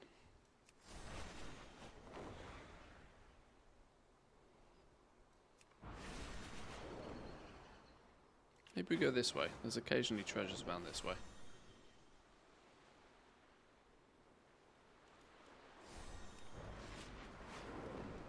Oh, no, that's a herb.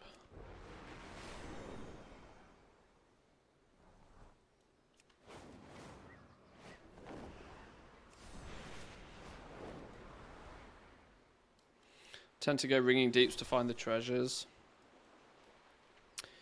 Yeah, I tend to only use this zone just because it's close to home and it's the zone that I don't mind flying around. It's usually the more attractive of a zone. The cave zones, or the spider zones, can often get the job done a bit quicker, but I think I'd go as far as to say Isle of Dawn is probably my favourite zone this expansion.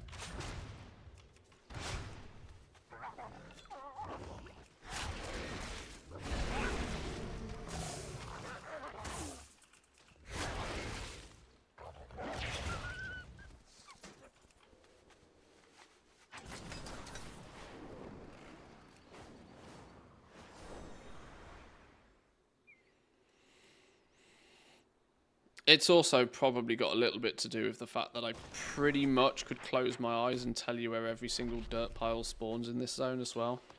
Which means I kind of, you know, it's more autopilot. I kind of know where I'm looking Whereas the other zones, I haven't farmed them for treasures enough to know exactly where everything is. So over time, it's just become much more easier to come back to this zone every time, because I just know where all the spawns are. Oh my god, my pet got nuked.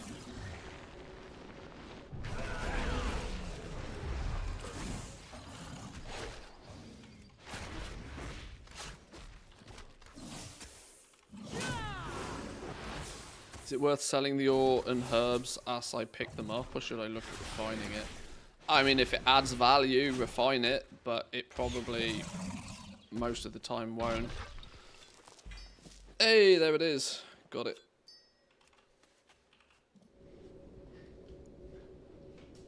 There's a bit of a buzz around refining at the moment because it's been turned into videos by a few people. People are thinking about it a lot more. It's really simple. If it adds value and it doesn't take you too much time, do it.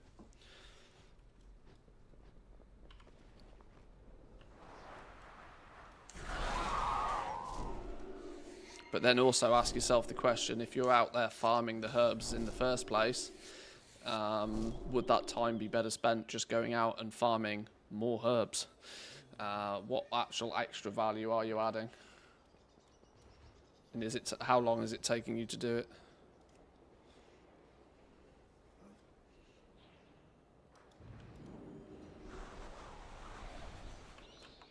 Right, I need 33 Dark Moon trinkets. I think, is it 33? 33.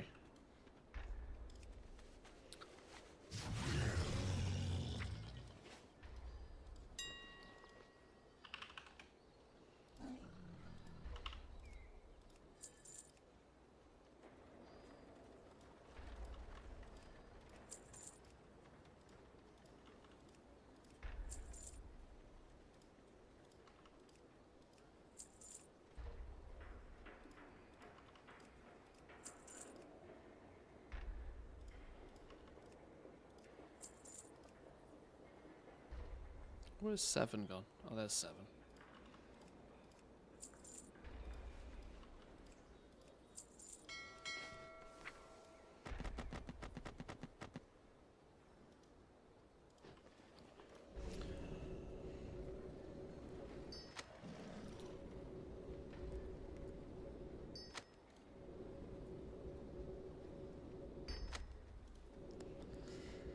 Just use the auction house price, multiply it by 5 to see if it's worth refining, but I stopped doing that because then now all my Orbinid 3s are underwater now. With it, this is the thing, like, the markets can change so quickly. I tend to believe that if you're out farming materials, your best way to make more gold is just to spend more time farming materials. Doing anything with them to add extra value, let somebody else do that. Just sell them. Just get them gone. Just sell them.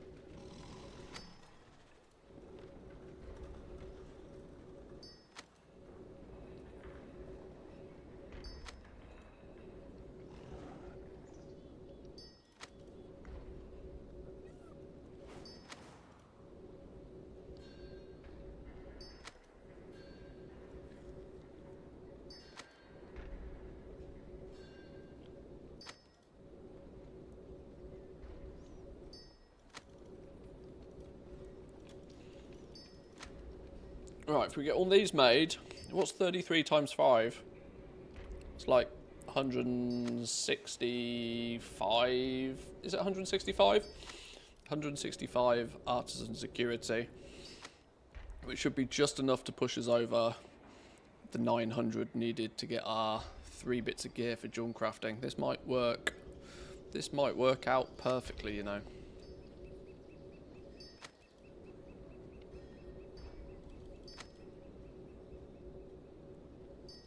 It's going to be weird in a few months when I have absolutely 0 use for artisan security ever, and I'll have to go through all of my toons and just turn it off. It's going to be weird.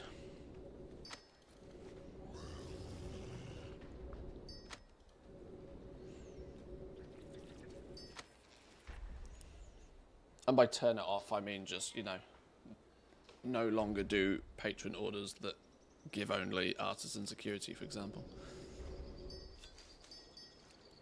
Oh shit, I didn't do the weekly ones. Oh, I need more trinkets then. Oh, well maybe this will still be enough.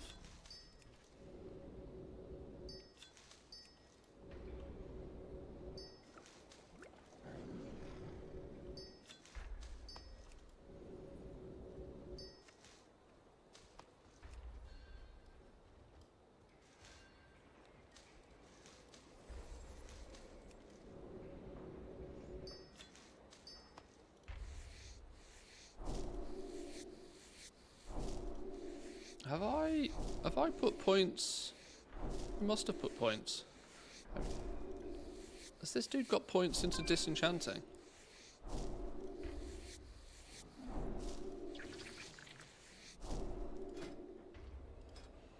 Oh shit, I do.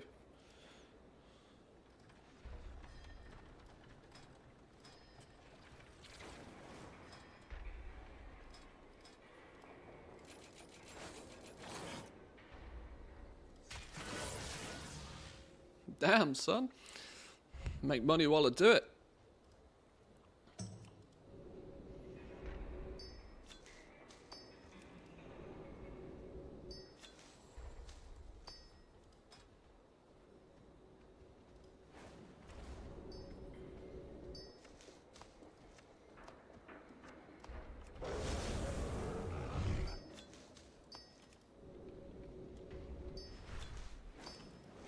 Oh, I'm breaking the game with the amount of Q3s I'm getting, though.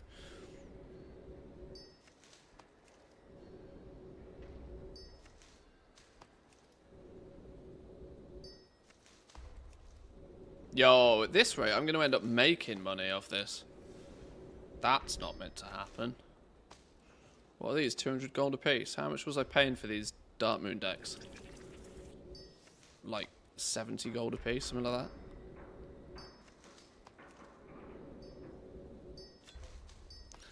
Don't tell people, otherwise they'll start doing it.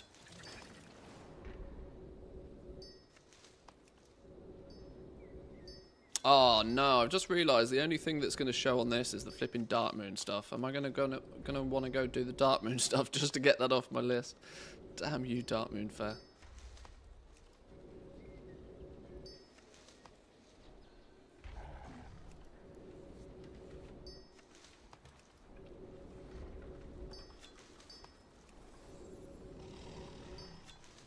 Yeah, I'm 6 short. I need six more things to disenchant. Have I just got some random shit I can disenchant maybe? Get lucky. Whoa, whoa, whoa, whoa, whoa, that's an upgrade. Put that on. What's this? That can get deleted. No, it can't.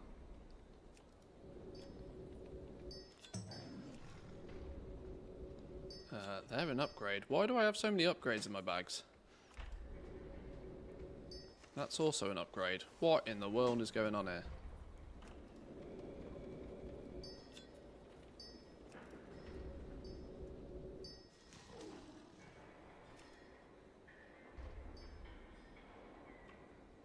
Ha! I've clearly done time walking dungeons and just not upgraded any, not actually equipped any of the gear I got. Whoops.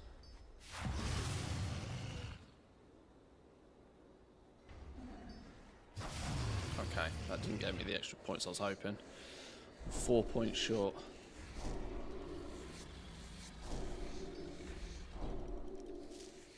Do you make your own tools or do you use another crafter? I use the guild. It's easier than figuring out and doing it myself.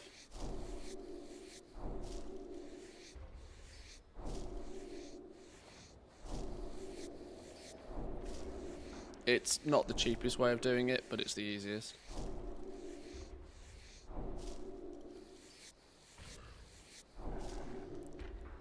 Time walking gear disenchants into this expansion's materials. Congrats on your brilliant shards. Yeah, it's weird getting some of this.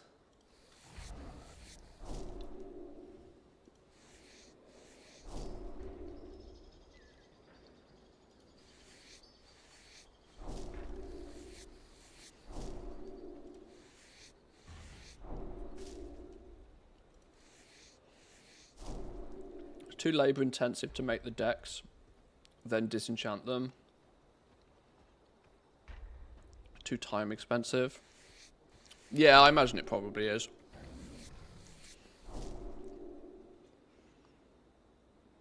Alright. I do need 4 more things to disenchant though. Because we might as well, if I spent the time to get the treasures, we might as well bang these out.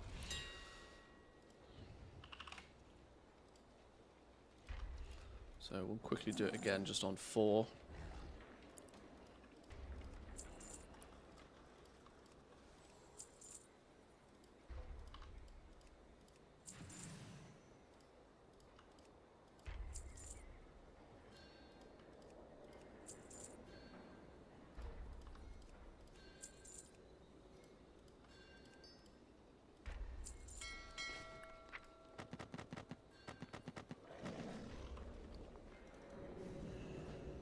Still so weird that Dark Moon decks are basically free.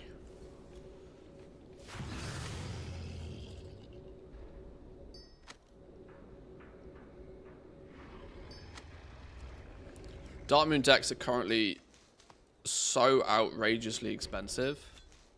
Cheap, sorry. So outrageously cheap to purchase, or the cards are so outrageously cheap to purchase. It's now getting to that point where I'm wondering if buying 1,000 or 10,000 of every card starts to become just an almost zero risk investment. Mostly because we never know what's going to happen later on in the expansion. We never know if they're going to rebalance or tweak or tune something. But when you look at the price of these cards, like, there's part of me that says I had the same thought process with like bolts of this expansion bolts, for example. That when they got so goddamn cheap, the risk and the amount of gold I could potentially lose is like nothing. So I'm not sure what my theory is with this, but I'm very tempted to buy just 10,000 of every single card over the next month or something and just throw them in a guild bank and see what happens. I mean, it's not exactly, 10,000 of every card at 10 gold a piece, 100k on every card, few million, spend a few million gold. Then if they, for some reason, something happens or changes with them, I can afford to lose a few million gold at the potential of making, 10x that. If they go to like even 100 gold per card, eventually would be.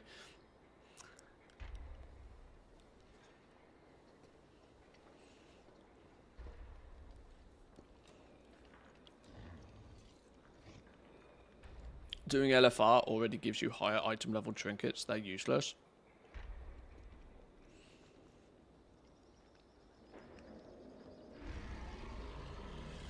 But if they were to do something to the supply of the cards, then they would naturally go up in price irrespective.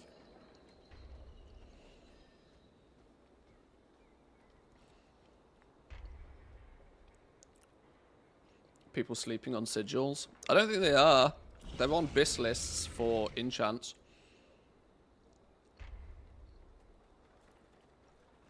But the amount of card, the problem is there's a huge, massively monstrous oversupply of the ace through till 8s of every deck. They're just being mass produced by every man and their dog running dungeons with inscription. But surely that's not going to last forever, right?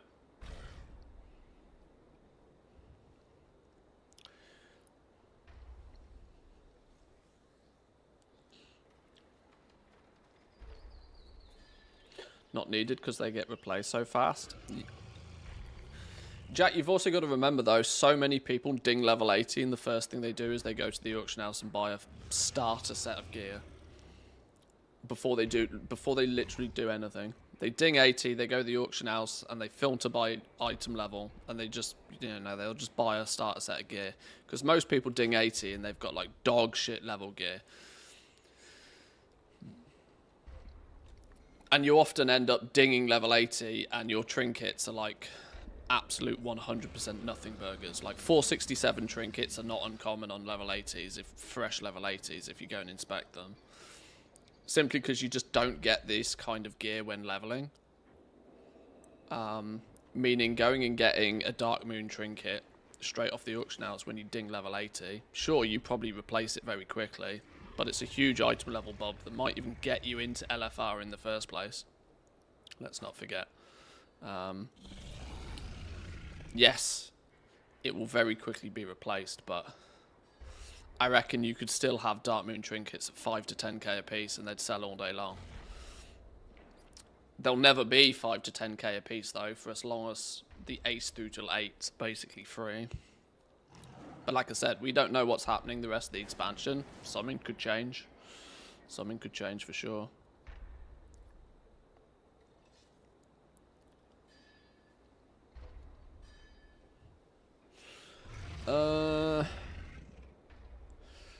That's put me at 900 plus materials here then. That means we should be able to, with Jawncrafting, get these sorted. So let's put in another set of orders for those. And this character. We're going to need some more materials to do this. Prices to be reasonable. Profession equipment, Jawncrafting. One of you, one of you, one of you. Track that. Track that. Track that. Return. And let's go on a little bit of a shopping spree. Even though this is a concentration alt profession in Jawncrafting, the cost of doing this shouldn't really take more than a week or so to recuperate, so I don't mind.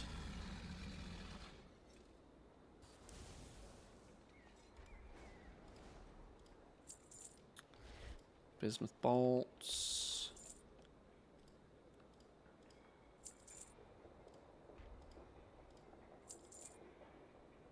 Chaos circuits. Chaos circuits less than 1,000 gold a piece. Holy.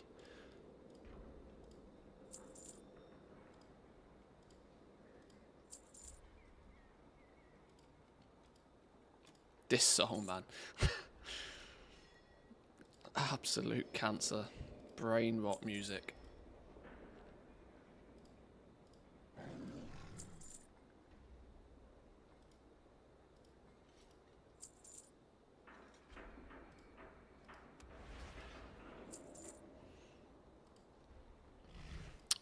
We also need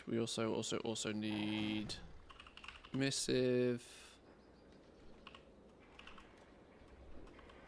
multi-craft, one of you, enchant tool of resourcefulness, one of you. That should be everything, shouldn't it? That should be everything, I think.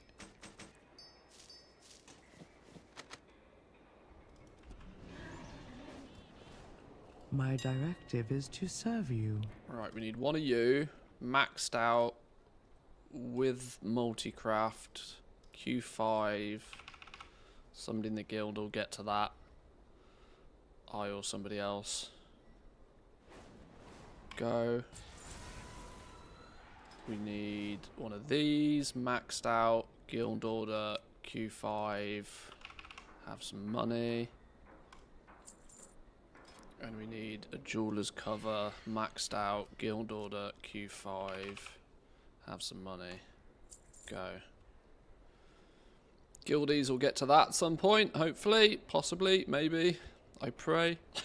But that has now burnt through most of our artisan security, but it's put us at a situation where both professions are 100 plus 40 build, or will be when these come back.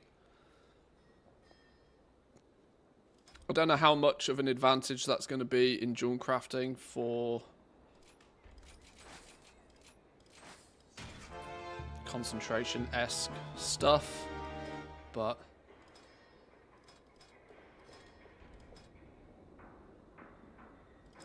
I'm in a bit of a spending habit right now, so why not?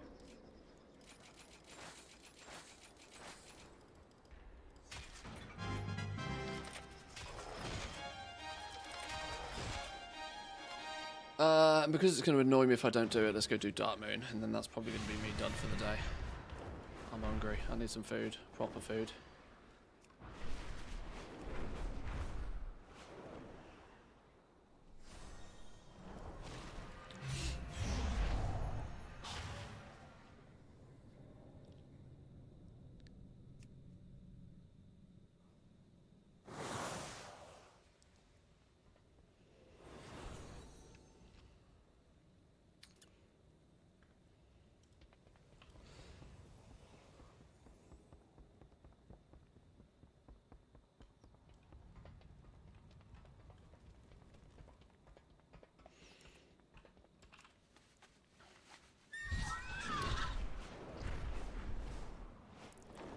One thing I would say with herbalism and mining, if you're trying to like improve your gold per hour rates, is that there's a lot to be said about experience doing it. I would say when you first start off, do an hour or two maybe in each zone and just compare the differences, and you'll start to learn which zones work better, what routes might work better. What you gather on certain routes, this sort of stuff. Even though herbalism and mining is like the first thing that is usually advertised to do, there is quite a skill gap between you just first picking it up and then, you know, after you've done it for a few hours, you'll have a much, much, much stronger understanding of what you can be doing to optimize it. A few people have pointed out some tricks, you know, vial to see more nodes. You probably, if you have the ability to do it on a druid that has instant flight form, that does save you a little bit of time. And while it may only be a second and a half every time you mount, that really does add up very quickly.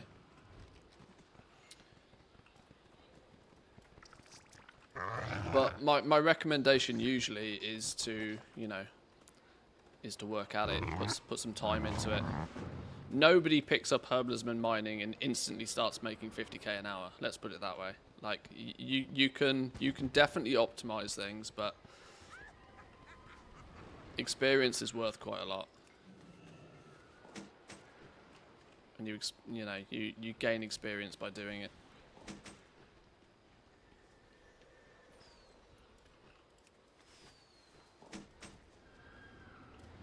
How many of these do we need? 6.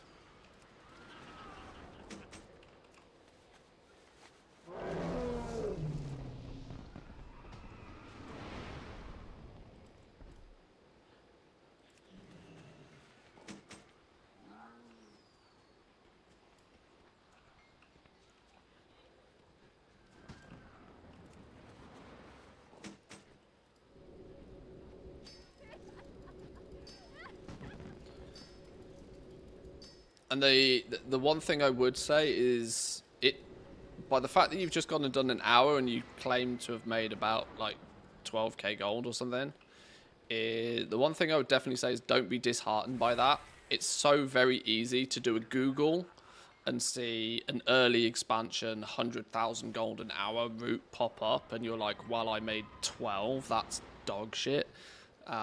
Gathering is one of those things you should definitely 100% not compare yourself against YouTube style content, because for starters, most YouTube content is very, very, very heavily embellished to get you to click on it in the first place. And secondly, if it's any more than about 3 minutes old, it's probably not very relevant anymore anyway.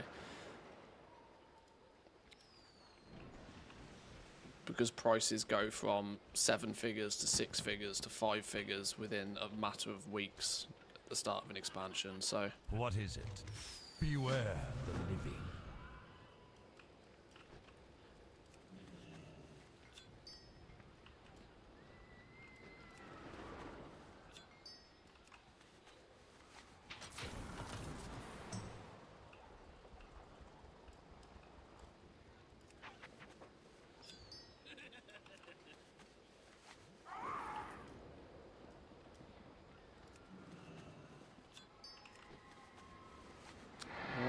gem. One more gem. There it is. Gotcha.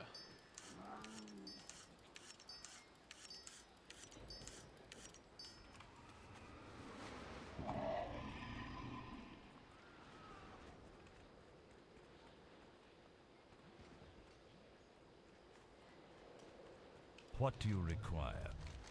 Farewell. Nice. Right, that has now, in theory, caught me up nicely on this dude. I'm at a position when those orders come through for jewel crafting. That'll be all my tools done on this dude. My only use for artisan security at this point is to get these last remaining books for jewel crafting, but that's like, either or, not bothered. Fully caught up on enchanting. Nice. Nice, nice, nice, nice, nice. In essence, it puts me in a position where I basically have no expenditure on this character for the rest of the expansion, unless something dramatic changes. So at this point, every bar of concentration is just money. Money.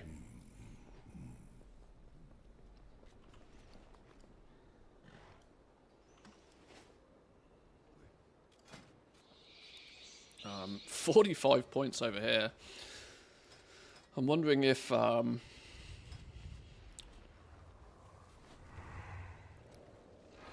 mean, I could dump 60 in there if I really wanted to. I'm not going to spend much time doing any disenchanting though. These 45 points are probably best spent putting into some of these outer nodes if and as and when I get my hands on additional enchanting recipes to optimize them ASAP. At the moment though, I don't really need to because Authority of the Depths is still kicking strong. I don't need to, if it's not broken, don't fix it, but Authority of the Depths is dying and it's dying fast. It's dying very fast. I'm sure it's still going to be profitable for another week or two, but it's dying very quickly. They might start to shine a better option soon. Let's do a quick recipe scan. I've not done a recipe scan today on the enchanting.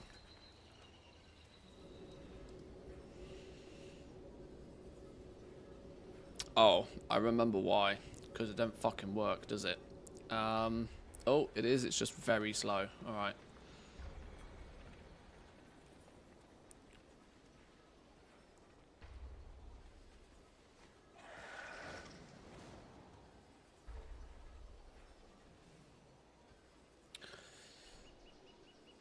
$12k an hour, but let's say you only get 10k. That's your hour per day. And in a month, you've got your token. That's it. That's it, really. You know, you can play the game for free for an hour a day. Like even with basic stuff.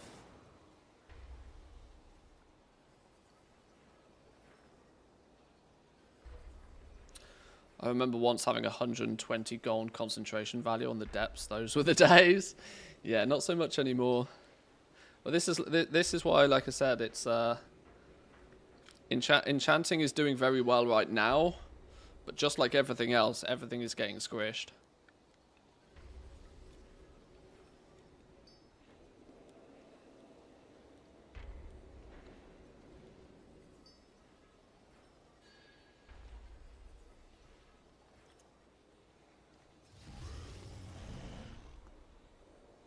So here we go, look.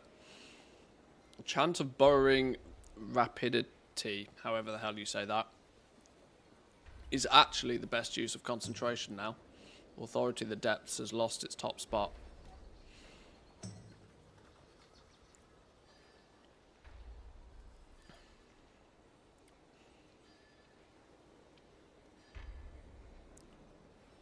So, I mean, there is still many options at 10 gold plus, but every single day all of these numbers are getting squished smaller and smaller and smaller.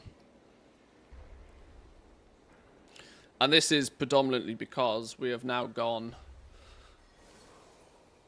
4-6 weeks where nearly any time anybody asks how do I make gold, somebody utters the words craft enchants with concentration, and it's just the natural occurrence.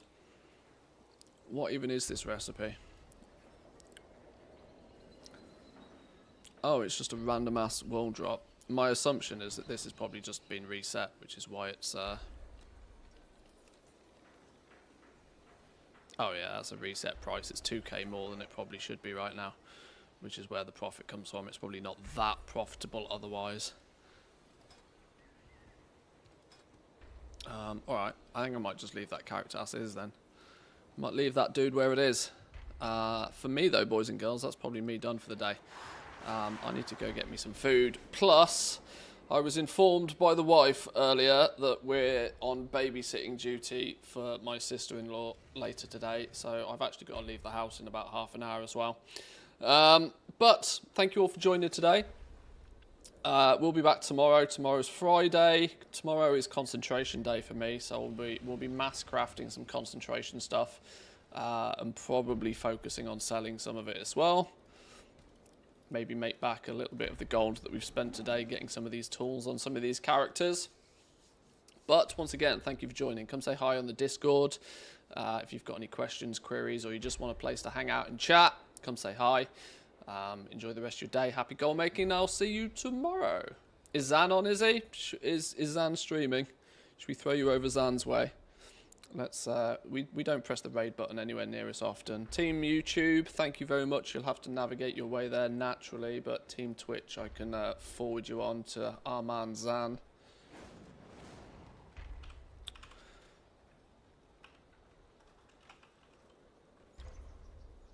Go say hi to Zan. I'll catch you all next time. Peace.